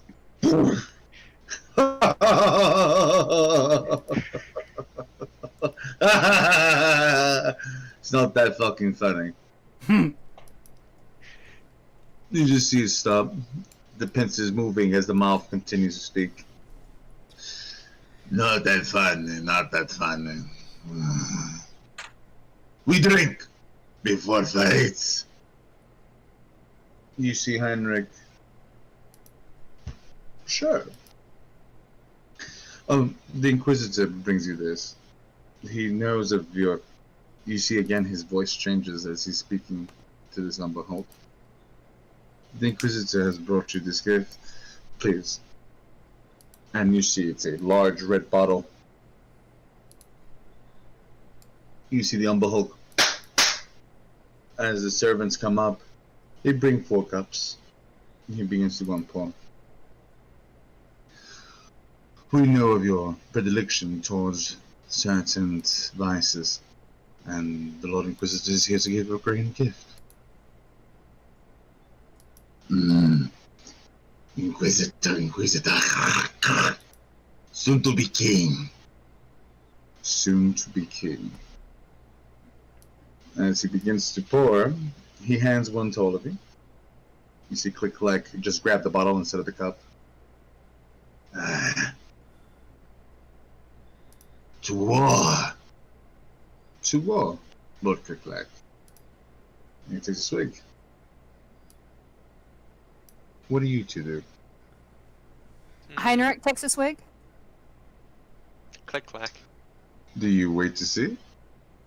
I do. I give all the impression, but I wait until I see Heinrich take a swig. I wonder if Umbra could tell me if it was poisoned or something was wrong. Roll a sleight of hand for me real quick. Okay. Andre? Oh no. It's like... Sure. Andre Hello. is... Andre That's will... Sorry. Go ahead. Sorry. That's a 10! I have a +5 to that! That was terrible! He... From what it seems, it looks like as though he's drinking. Andre will wait, feigning politeness, seeing that is where he's trying to convince, seeing where he comes from is polite for the Lord to drink first. You see, as Click Clack begins to drink, he begins to eat the bottle as he's going with it. And you see it just put its head down. Drink! Very well! To your health, to your health, Lord. I just swig, chug it. Well, how big's the glass? Is it like a little dessert wine glass, or like big Something wine like glass? that. No, it's a Okay. big wine glass, but Okay, then you please do me a favor and roll a Constitution save with disadvantage. Oof. Oh boy! I just What? want to say, I already had this planned. I want to take Two. a sip, but not 18. swallow. Also, I don't know real if it's going to do quick, anything, but if you're Roll a sleight of hand for me. And with that 18, as you go, you drink it. You see a dark vision, Andre. You see a city on fire. You see Lonnie screaming. And as you turn, you begin to see more horrors. It stops.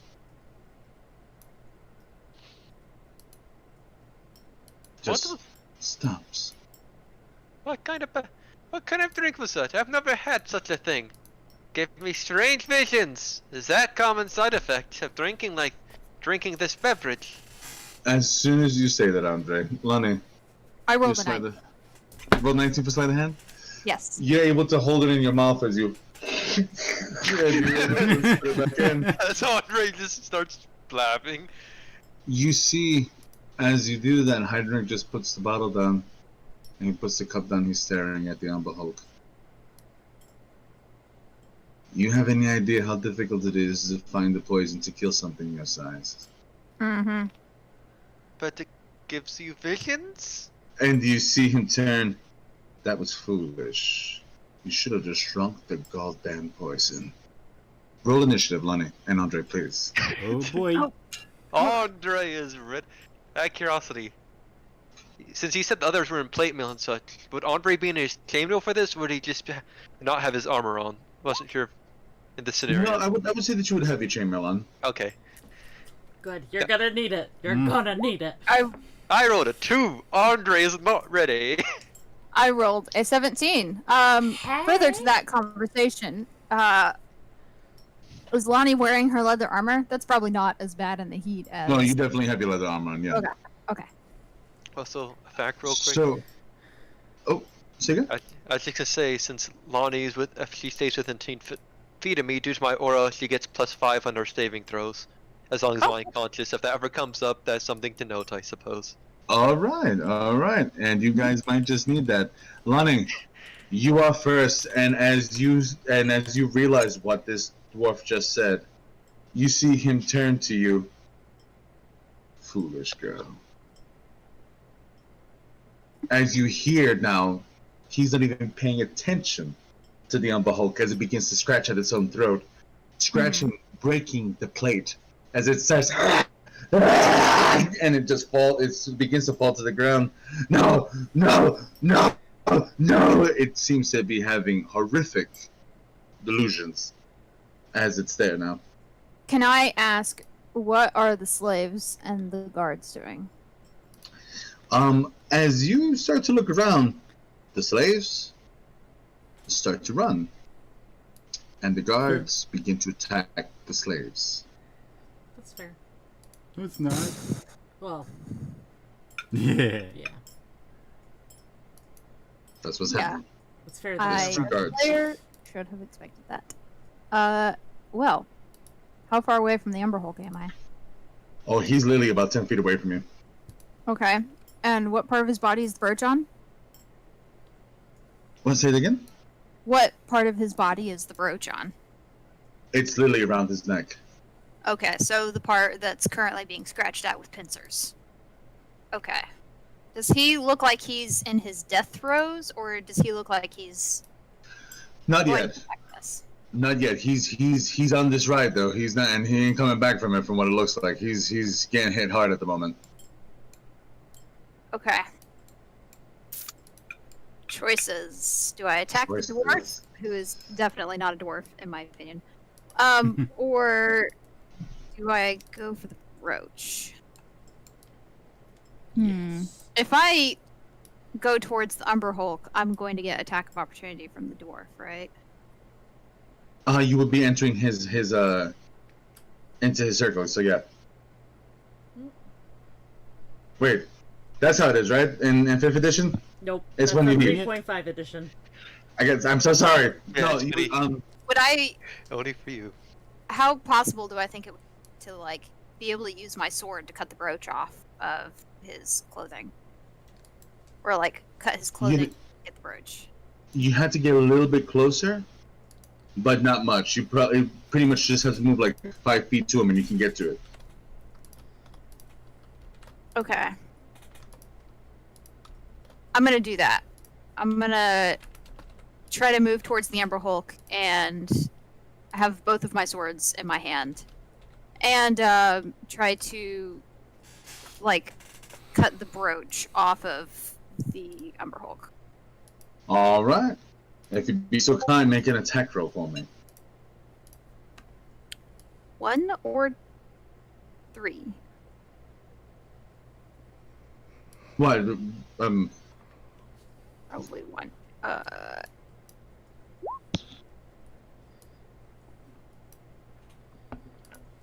That's an 11. Wait. Yes, that's an 11. And you're attacking the brooch. You're not attacking the Umber Hulk.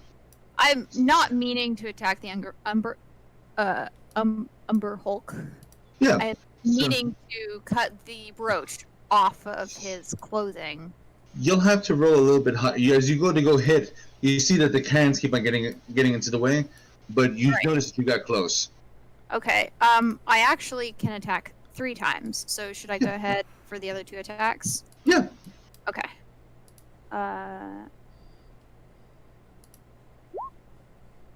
That one was a 17. That hits. Okay. Raw yamish. Oh, that delicious yamish.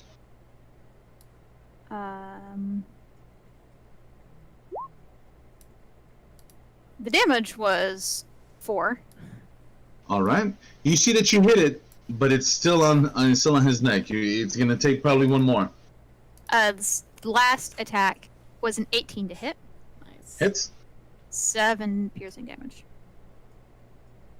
Andre, you see as Lonnie deftly takes this rapier, somehow gets in between the fingers of this creature, gets into the little metal piece, snaps it open as it begins to fly up.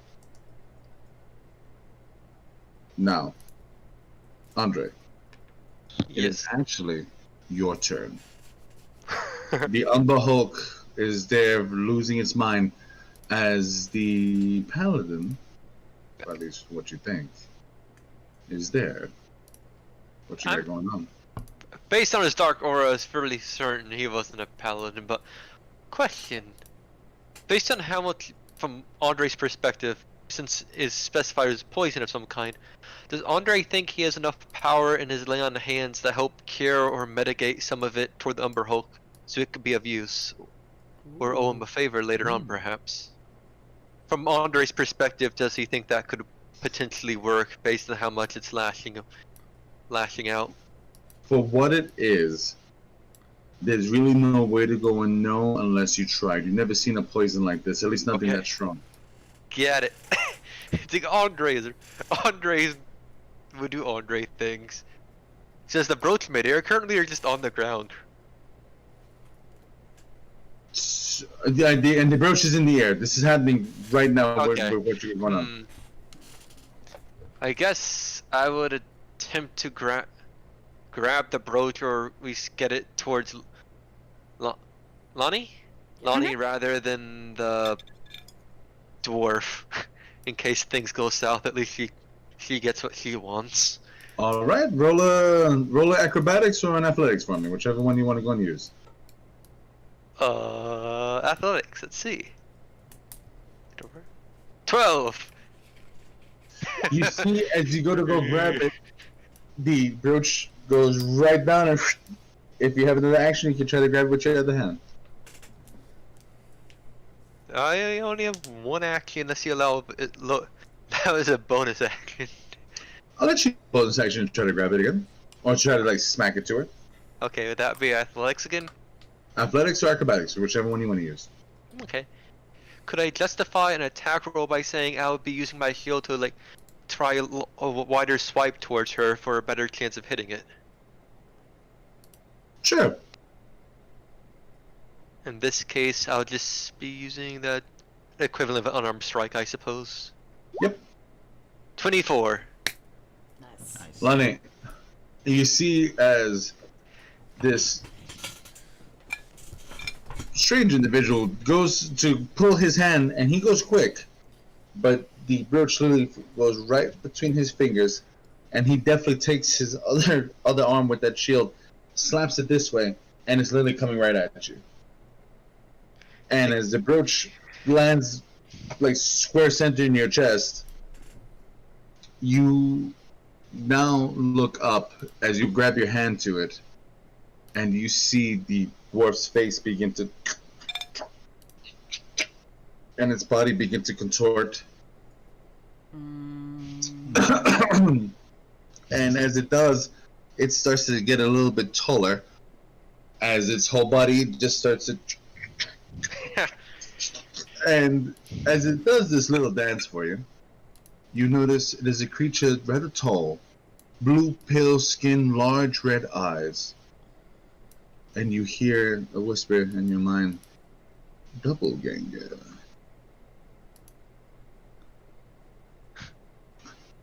And it bows its head. You may not know me, but I am number 7. One of the many known mercenaries in this territory. I'm very glad to be able to have made both of your acquaintances, but that brooch belongs to me. And he quickly goes for the rapier on his side. Oh, did you think that you were the only one that could do footwork? And he lunges. As he lunges... Alright. So, Andre. Yes. What's your armor class? 18. You see, he begins to move forward. As he does, he extends his hand out. The rapier goes past you, into the eye of your helmet, and goes right out, but it misses your skin by like this much, and just and he pulls back. Funny. And he puts his hand on your shoulder blade to propel himself over you.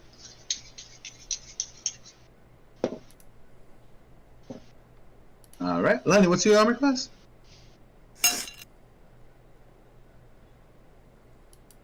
And you, I think yes. it is 17 with the with right behind you. defensive duelist. Okay, so you see now, and Andre, you do get an attack of opportunity as it somersaults over you to get to Lonnie. That's a whacking. Yeah. I hope. Mhm. 22. Hits. And that's a smiting. I will Roll. use a. First of all, I will use a level. Let's see. Actually. Yeah, I'll just do one smite for now. So that. Did it roll? That's its smite damage. This is piercing damage from the Morning Star. Okay. I used it. Yep. It's like you cannot trick me as easily. Well, how much? How much damage all in all? I hit for 21. If it matters, yeah. 12 Oh, radiance, 9 to piercing. You see, he takes the hit. As it hits him and the radiant energy kind of pops out, he flips to the back of Lonnie, and he just stands up. And as he does, and he's going to use his action surge. Ooh. Lonnie, you said 17? I did.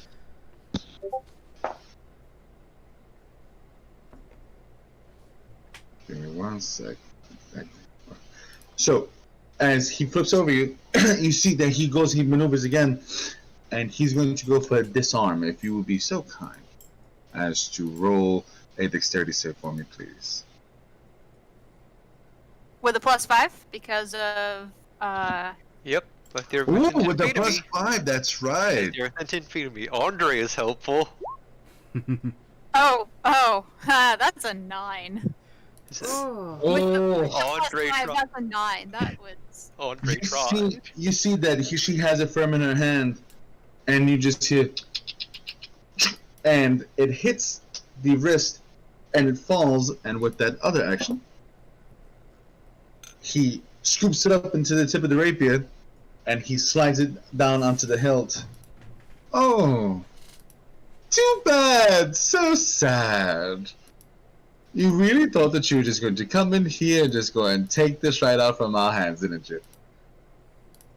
And as he's looking at it, you should have just drunk the poison. With that, Rory, Wilbur, you are back home. Ronan, I'm sorry, we're sitting there. back home? Our new home? new home. Okay. And as you're back, then you begin to kind of build things up. Things have been quiet. Some weeks have passed by. Father Gord has been looking healthier now. Your mother's walking out now. And she's starting to go about, but you see now she's wearing very humble clothes. Not so much jewelry, not so much anything. She's just there.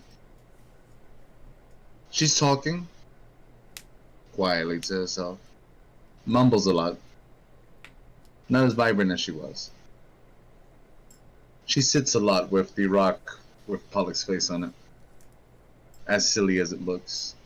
And as it rains, you see that she'll color in the lines again.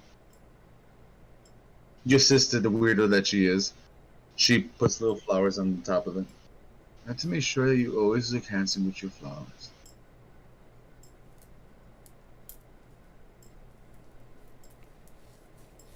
What have you two been doing? Well, probably would have gone with me having a bounty hunter background. I probably would have been reaching out to sources to try to find some information about this green dragon. Ah, smart girl. Roll a percentile for me. Just fuck around, find out. Okie dokies.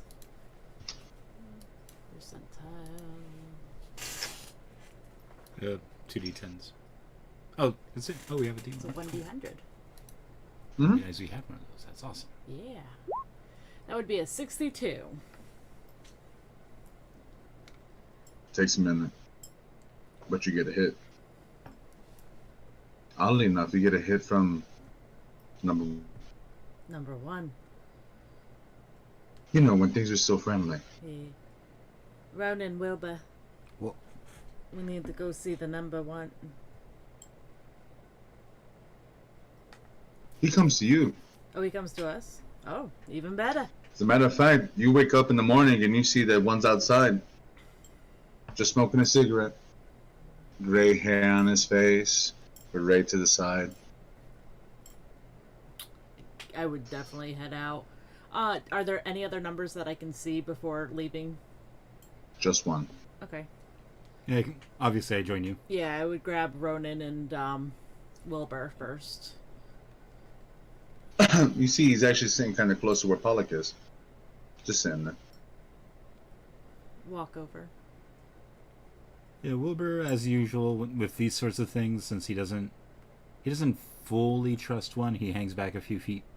Yeah, he's never done Not- anything to screw us over at this point. But if somebody doesn't really know yet, that's why. Also, he is a criminal, and there's only so much we can trust him for. You just see him sitting there. Number 1. My regards.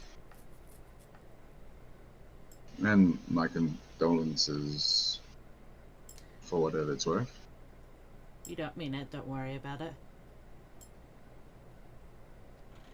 I'm glad that we don't have to lie with each other.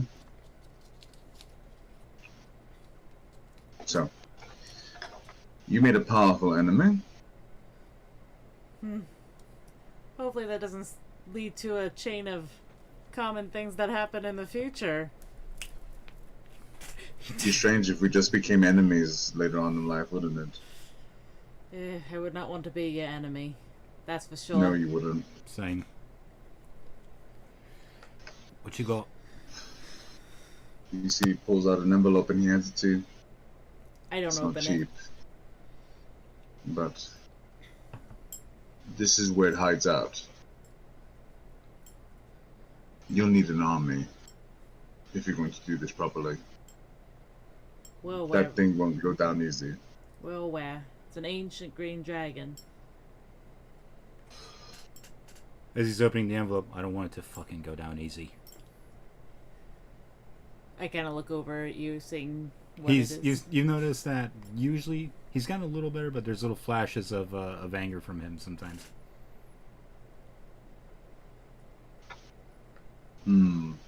No. Not to pee on your parade, but if you had enough gold, you could always go and pay for some foot soldiers. My thoughts exactly. What No, is dragon the, slayers are still out and about.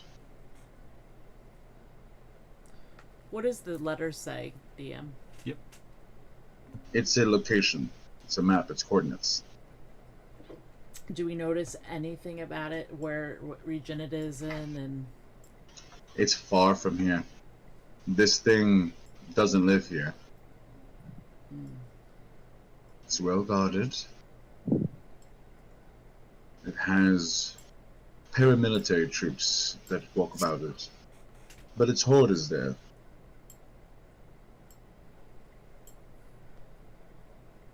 You found a very strange collector.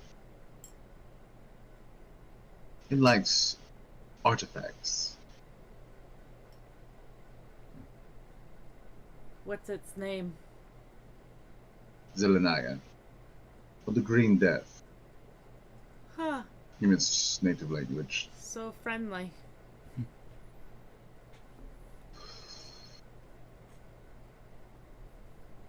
So, don't worry. We'll put this on your tab. I'll call it upon you later on in life, and you'll just do me a favor.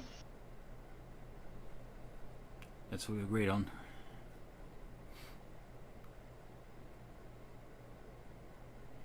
Again, my condolences. Yeah, you know, at that, Wilbur just gives you a little down. This is a nice place. Humble.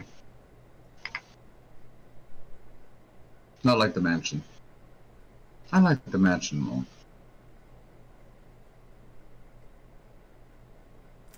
You done here? And no, actually, before he can answer, he does like the hand up to Rory. You got in. How?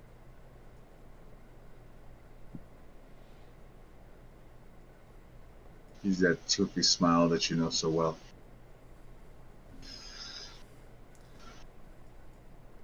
We have our ways. That's expensive. Prime is diligent. You've never heard that name before. You have no idea what it means, but it is the first time that you hear it. What's a criminal network if you don't have information?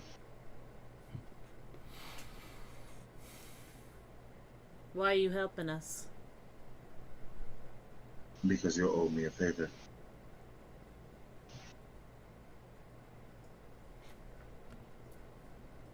We'll be in touch.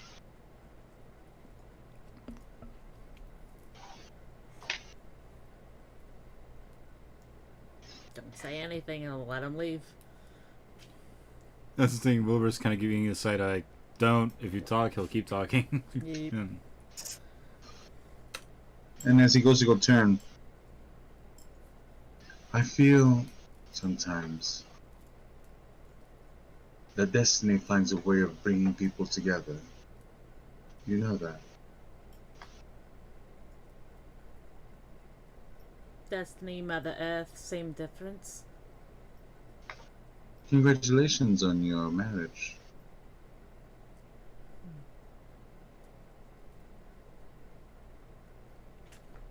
You can leave now.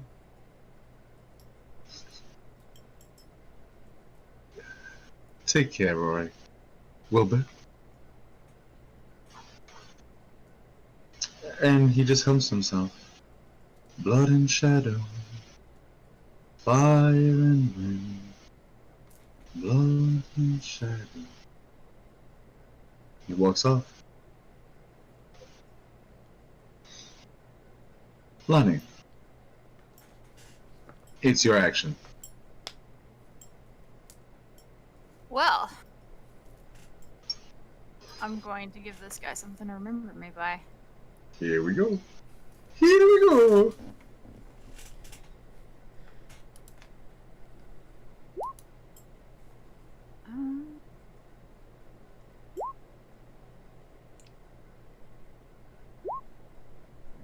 Okay.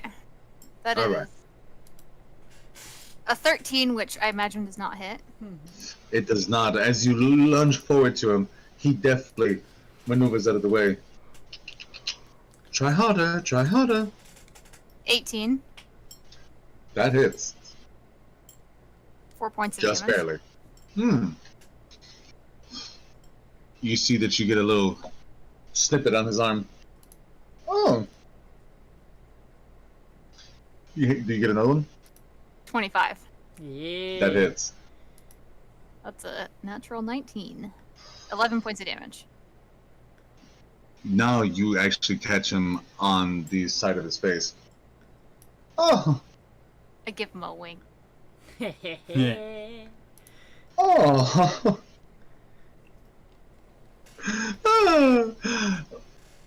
It is now your turn, Andre. You're up. My curiosity, earlier when you said the radiant damage seemed to go through him in an odd fashion, did Andre recognize that as it being like less effective than it has been when he smited other creatures, or just different? You can use your bonus action to go and do a perception check. Okay, Or maybe a I guess- religion check or something, whatever you would use for that. Let's go for a perception. Okay, I'll do that first of all. Sure. 22. That radiant damage did not hit the way it was supposed to. He came protected. Whale then.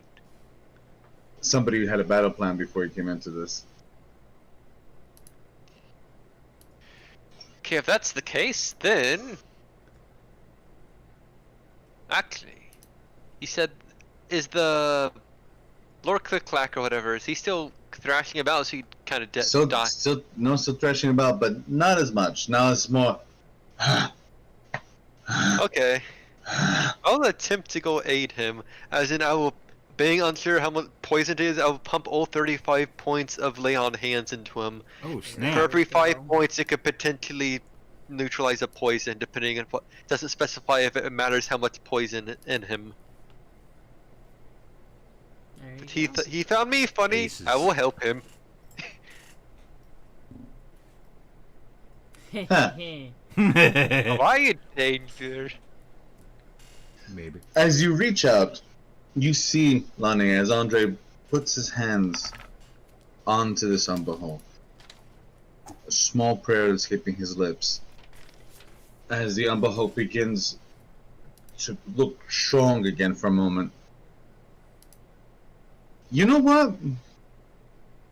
You're gonna do a roll for me with advantage. I get your Alright. character sheet here, and I know what I'm gonna add to it. Knock yourself out. Just roll that bad boy. Roll what? Just roll. Roll a 1d20 for me. Okay, just the d20 twice. Let's Yeah. see. Yoink. Double 11. Double 11. Do you also get the +5, by the way? Yes, since that's only for saving throws though, if that matters. But he would as well, since he is within 10 feet of me and I deem him a friend. Or at least not trying to murder me currently. So be Therefore- So as you do this, as greatness begins to go into the umberhold size, you see a little trickle of light. As his eyes go wide and the color goes back. And you hear Seven. Fuck. It's a guess. You thought poison would help you. It will not. You are my friend. Yes, I help you. You help kill the guy who tried killing you. Yes. Hello, you were gonna say something? Just Moby. Ooh. Just a lot of. Oh. Also, you Andre steps doing, aside in case he Fishman? wants to bore on someone. You see, Okay, if it works. you see as this happens, it's Seven's go now. He keeps the item on his on the blade, and he just looks up. A contingency I was not prepared for. And as he stops, give me a second, because you just fucked me up. Oh shit. He is going to do a full-out disengage, and as he begins to take his, as he begins to go and take his steps back, he stops. Fucking paladins, and he's dashing. He's making a fucking run for it as he starts running out this tent.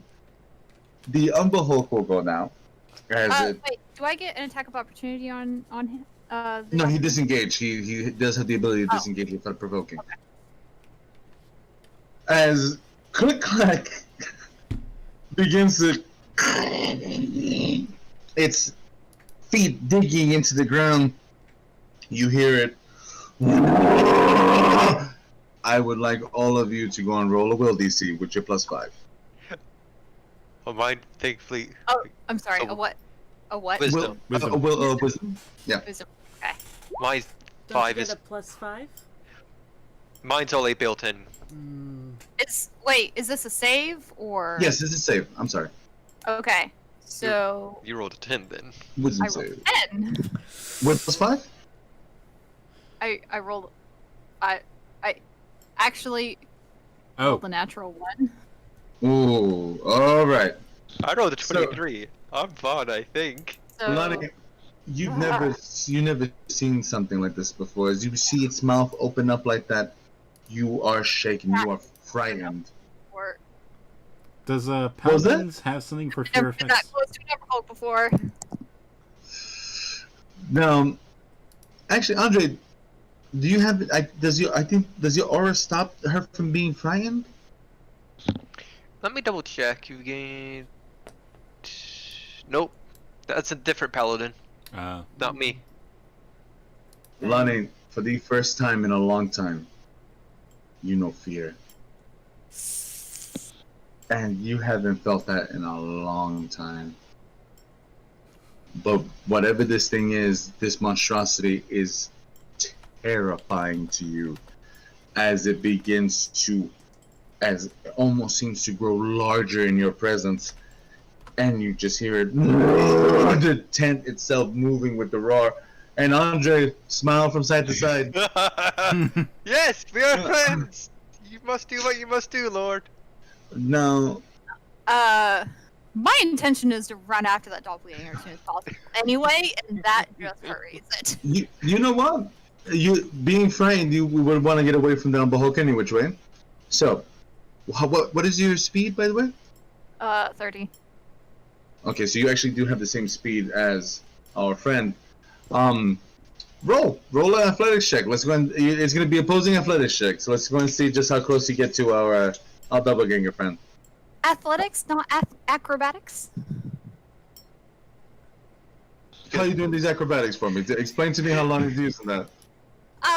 There's people in the way, and I have to be dexterous to get around them, jump over them, get through them.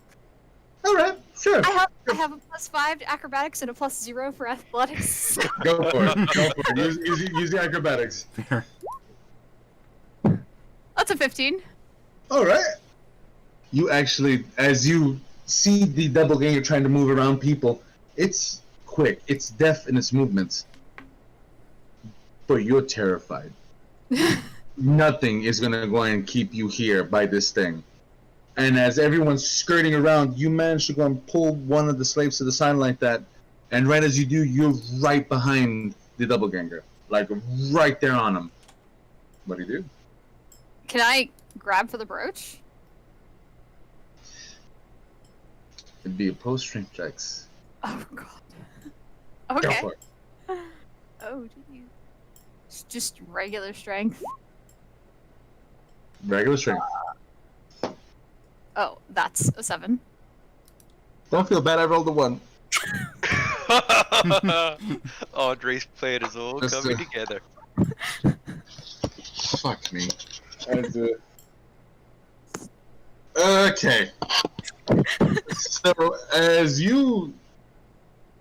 In this moment of heightened senses, in this moment of, oh my god, oh my god, oh my god, oh my god, and you go turn, you see the doppelganger, even though it doesn't have a mouth, you just kind of see it kind of turn like that. You meet eyes for just 1 second.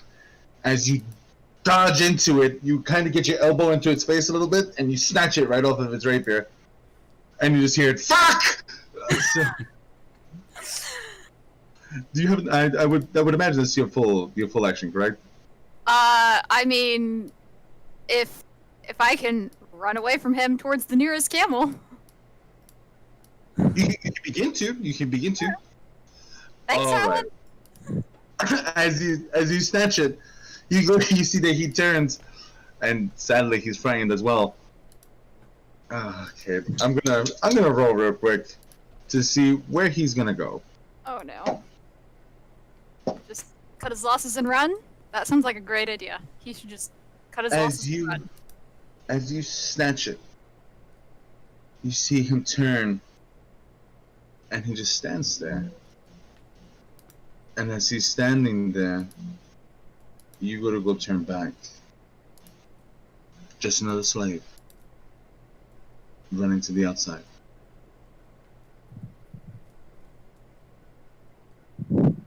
You are now out of combat as it makes its escape. I am now suspicious of all slaves around me. It doesn't matter that I just saw that one slave run off. I will not trust any of them. Well, So, damn. Now that you have this in your hand, you hear click clack. Click clack clack. My roach, my roach, my roach. What do you guys do? I yell, I say, calm down, Lord Click Clack. She was merely retrieving it from the one who poisoned you, yes? She wanted to ensure its safety. He doesn't. As a matter of fact, you don't see that he seems to know that you have it. He's Oh, no. just. Okay. I just say, calm down. Can I Sorry, go ahead. palm it and like put it in my bag and Actually, I don't know if you have it either, so I couldn't say that. Roll. I was gonna say roll that sleight of hand on me real quick before he pays attention. Yeah, I didn't know she has it, so I have a different plan. that's a 15. See the chip. Andre, roll a perception check for me. Okay, I was gonna before that I was just gonna alter my conversation. What were you 13. saying? I was gonna say, since I saw that the doppelganger dude had it, and at the time when I'm talking to Click Clack, I do not know she has it, and even if I did, I would lie through my teeth. It's like, the one who tried the poison used on one with it. Do not worry, it will be brought to justice. Yes, Lord. If you require more healing, I can do some now if you so desire. You see Click Clack stand up on its legs as it begins to hunker itself down like that and just move forward like a juggernaut. He pushes you to the side, pushing slaves. I was gonna say pushing slaves, but that's not really what's happening. He is flinging slaves to the side God. as he goes through this group of people. I'm out of his way. I heard him roar. I'm And you see Nope. that you're going this way. Peace out. With that 13, though, you do see that Lonnie's making her escape. I just yell at you. Wait, question. Earlier when you comprehended that came on, I was talking undercommon, was it obvious that you're listening, or just you're making a mental note that, he's speaking undercommon to the creature? I mean, she didn't respond, but she Okay. like probably Andre wouldn't have noticed it, she I'll say. probably cocked her head and listened. And when you told Siegfried earlier that one was evil and one was not, She did I say kind something of like about I Okay. thought that. I just yell, Siegfried, go find her! Go find our new friend! We need to go help her, yes? Find her and I will find you. This is how this works. as Click Clack is storming his way through. You hear Andre say this out loud. In undercommon to Siegfried, since he's In not undercommon. common. You hear a gentle voice in your ear. Don't leave him behind. That's impolite.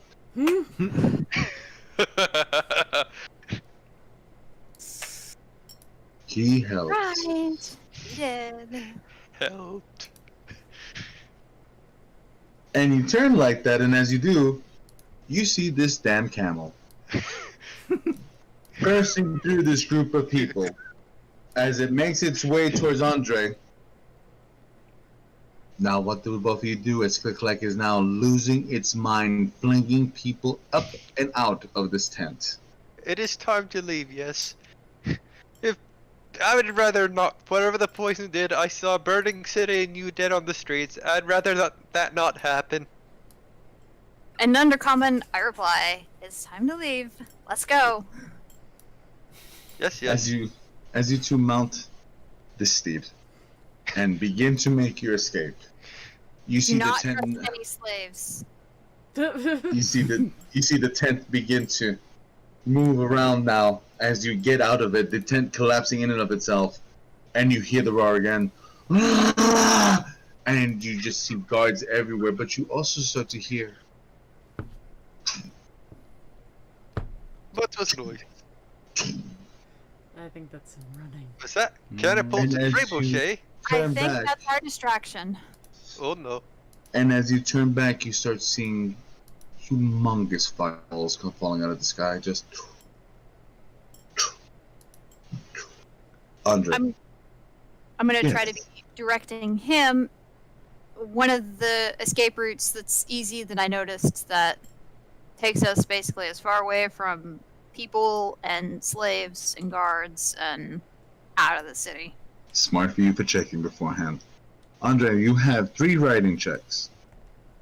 You can do dexterity saves or animal handling. You do 3 animal handling rolls for me as you begin to escape the onslaught of this city. Okay. 1. Let's see if it goes. Okay, 10. 23. 13. On that 10, as you're going, one falls way too close for comfort. I would like you to go and make a strength check, you and Lonnie. A strength save, forgive me. And we're going to see if you even make it to that second one. 22. Lonnie? 21, but plus 5. Yeah, plus 5, so- As this fireball zooms down and slams into the ground, Andre sees it, the camel sees it, and as Lonnie's kind of doing like that, you both have to, oh my god, you're able to go and maneuver out of it. You're able to maintain the speed as you continue to go. With that 23, you're zooming on going through it. On that last save, there's one more fireball coming your way. I need strength checks for both of you. Don't feel me now, Siggy. Plus 5 to that, remember, if it matters. Who knows? 18 after the 5. Okay. Andre? 19. And even though it comes so close that it burns the hair on this camel, you make it out. He'll be fine.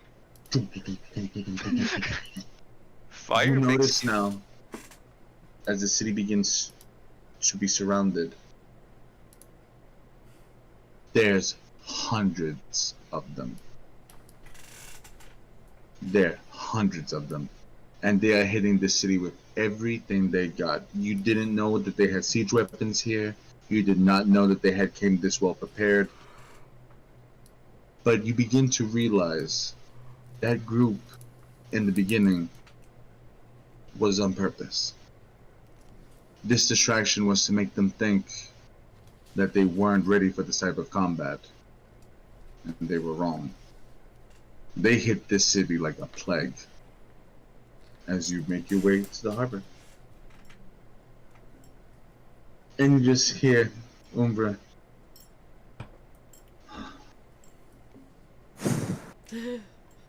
Long day. Umber Hulk, really? I didn't think it would be that big. You live in the Underdark. I didn't think we'd be outside in the sunlight either. only Umber Hulks I ever seen when I used to live in the Underdark, and now they're everywhere, it seems. So much has changed. That is not normal. Is this all in your head, or? Oh, this is all in her head. Okay, I thought it was. Just thought I'd double check. Yeah, no, You I'm can just see that she's very lost in thought. It kind of would make Yeah, sense if you said it all alive, I out am loud. like, It's like, Fair. it's like, yes, I've never seen one. Lord Click-Clack was quite the specimen, I suppose, by most standards. But I have nothing to compare it to. Glad I was able to help him on his journey. I've seen them, but not that close. As you make it to the harbor, you see the same slave that was there before the Heinrich paid. The only person there. Where's Heinrich? Hendrik was a traitor. I don't know. We lost him in the. I like shut his mouth. I don't know. We lost him in the. Lord Click-Clack went crazy, Yes. and we lost him in the. Everyone was going everywhere. Roll a deception check for me. At that, I'd like to add on to it my own little story. What do you say? Oh. It's like, oh yes, Lord Click-Clack was given magnificent drink, had all of it in one go. Thought he could hold it better than he could, couldn't, went on drunken rampage, everyone fled before his might. Very interesting experience. Do not want to repeat it. I'll let you roll the deception with advantage. Thank you. 1 out of 10. Do not recommend. 14. What the? Oh, sorry. I forgot. Here you go. Did it work? All right, that weird glitch. Oh, 28 and 19. So I Wait, guess my deception or his deception? Oh, it was Lonnie's deception, but Yeah. Oh, I'm sorry. Because you're not really deceiving. I mean, No. you're pretty much telling the truth, really. If we're really gonna go and be honest. Yeah. But I can't voice and It's just therefore my it was version of the sober. truth. I apologize. Go ahead. No, it's alright. You just see the slave. He hasn't shown up here? You see her looking around.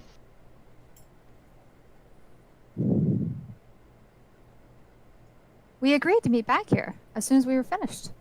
Indeed. I led her back here. It was my duty to make sure she came here safely.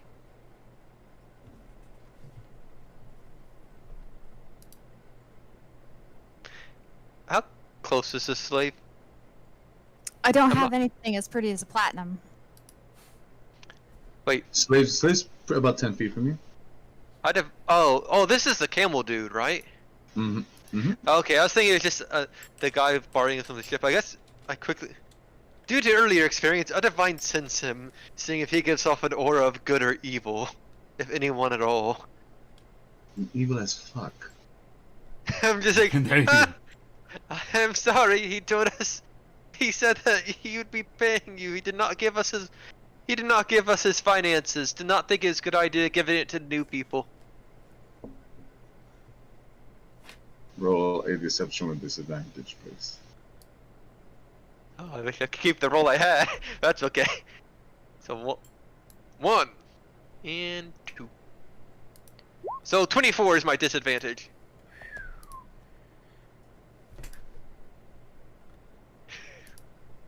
You see it. They stop. They walk away. They say nothing. I don't believe that worked. Let's go before they come back. Siegfried, to our ship. Wait, you've not Wait, been there. are the ships even there? Are they? I thought. There is one ship there. Is Siegfried, there anyone to man it? Seems like there was someone waiting. let us go to the vessel. Yes. Yeah. Just. You get onto the ship, and as soon as you do, you see the person turn around, and it's an elf. The deed done. Yes. Indeed.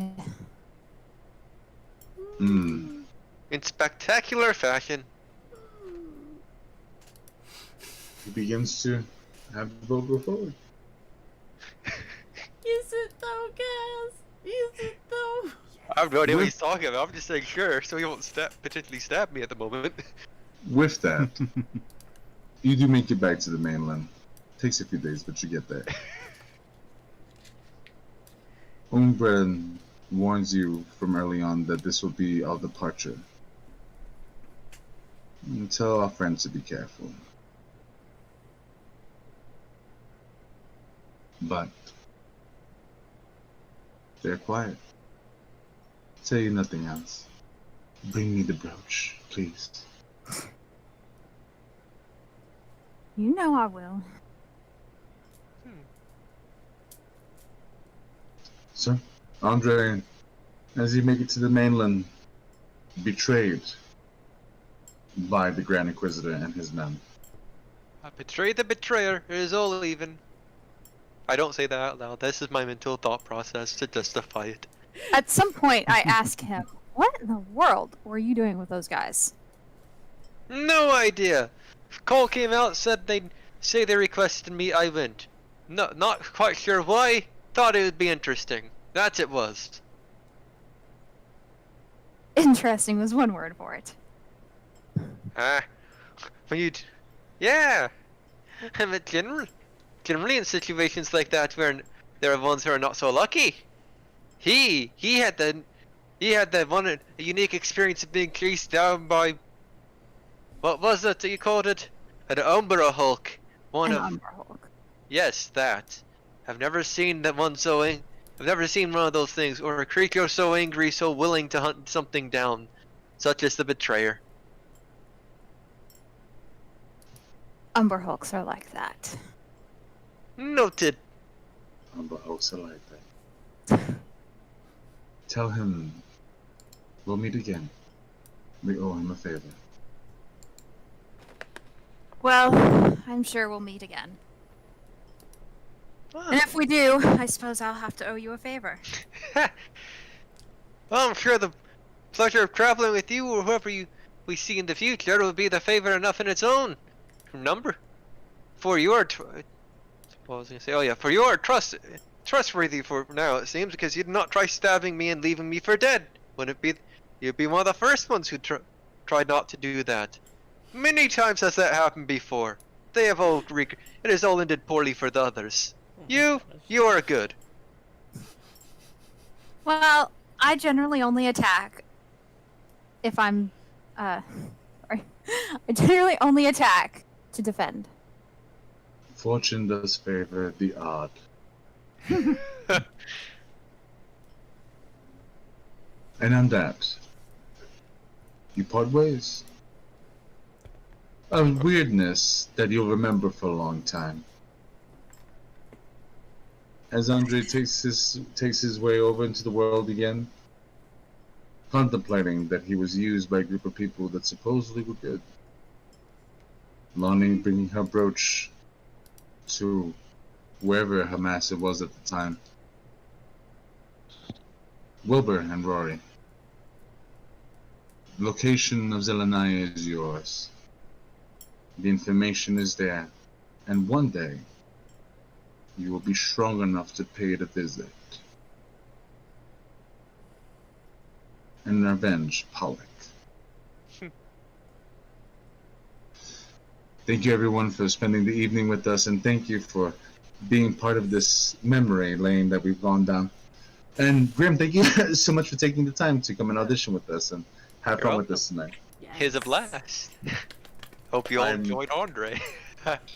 I hope that you guys all had fun, and I'm glad that we were able to go and get together to go and do all this silliness. We will see you all again on Tuesday on our normal time. Before we leave, you're absolutely correct about Tuesday, but we didn't do this at the ad break, so I did want to make mention now.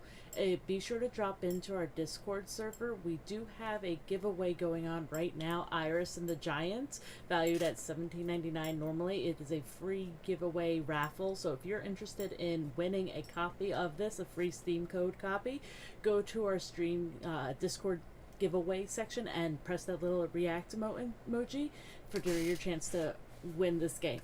So, all right. So, thank you all for taking the time. Thank you for joining into the Discord. And please give well wishes to MAHA as they go on their rest, and they will go and be back with us on Tuesday. And again, Grim, thank you for an interesting play. Yeah.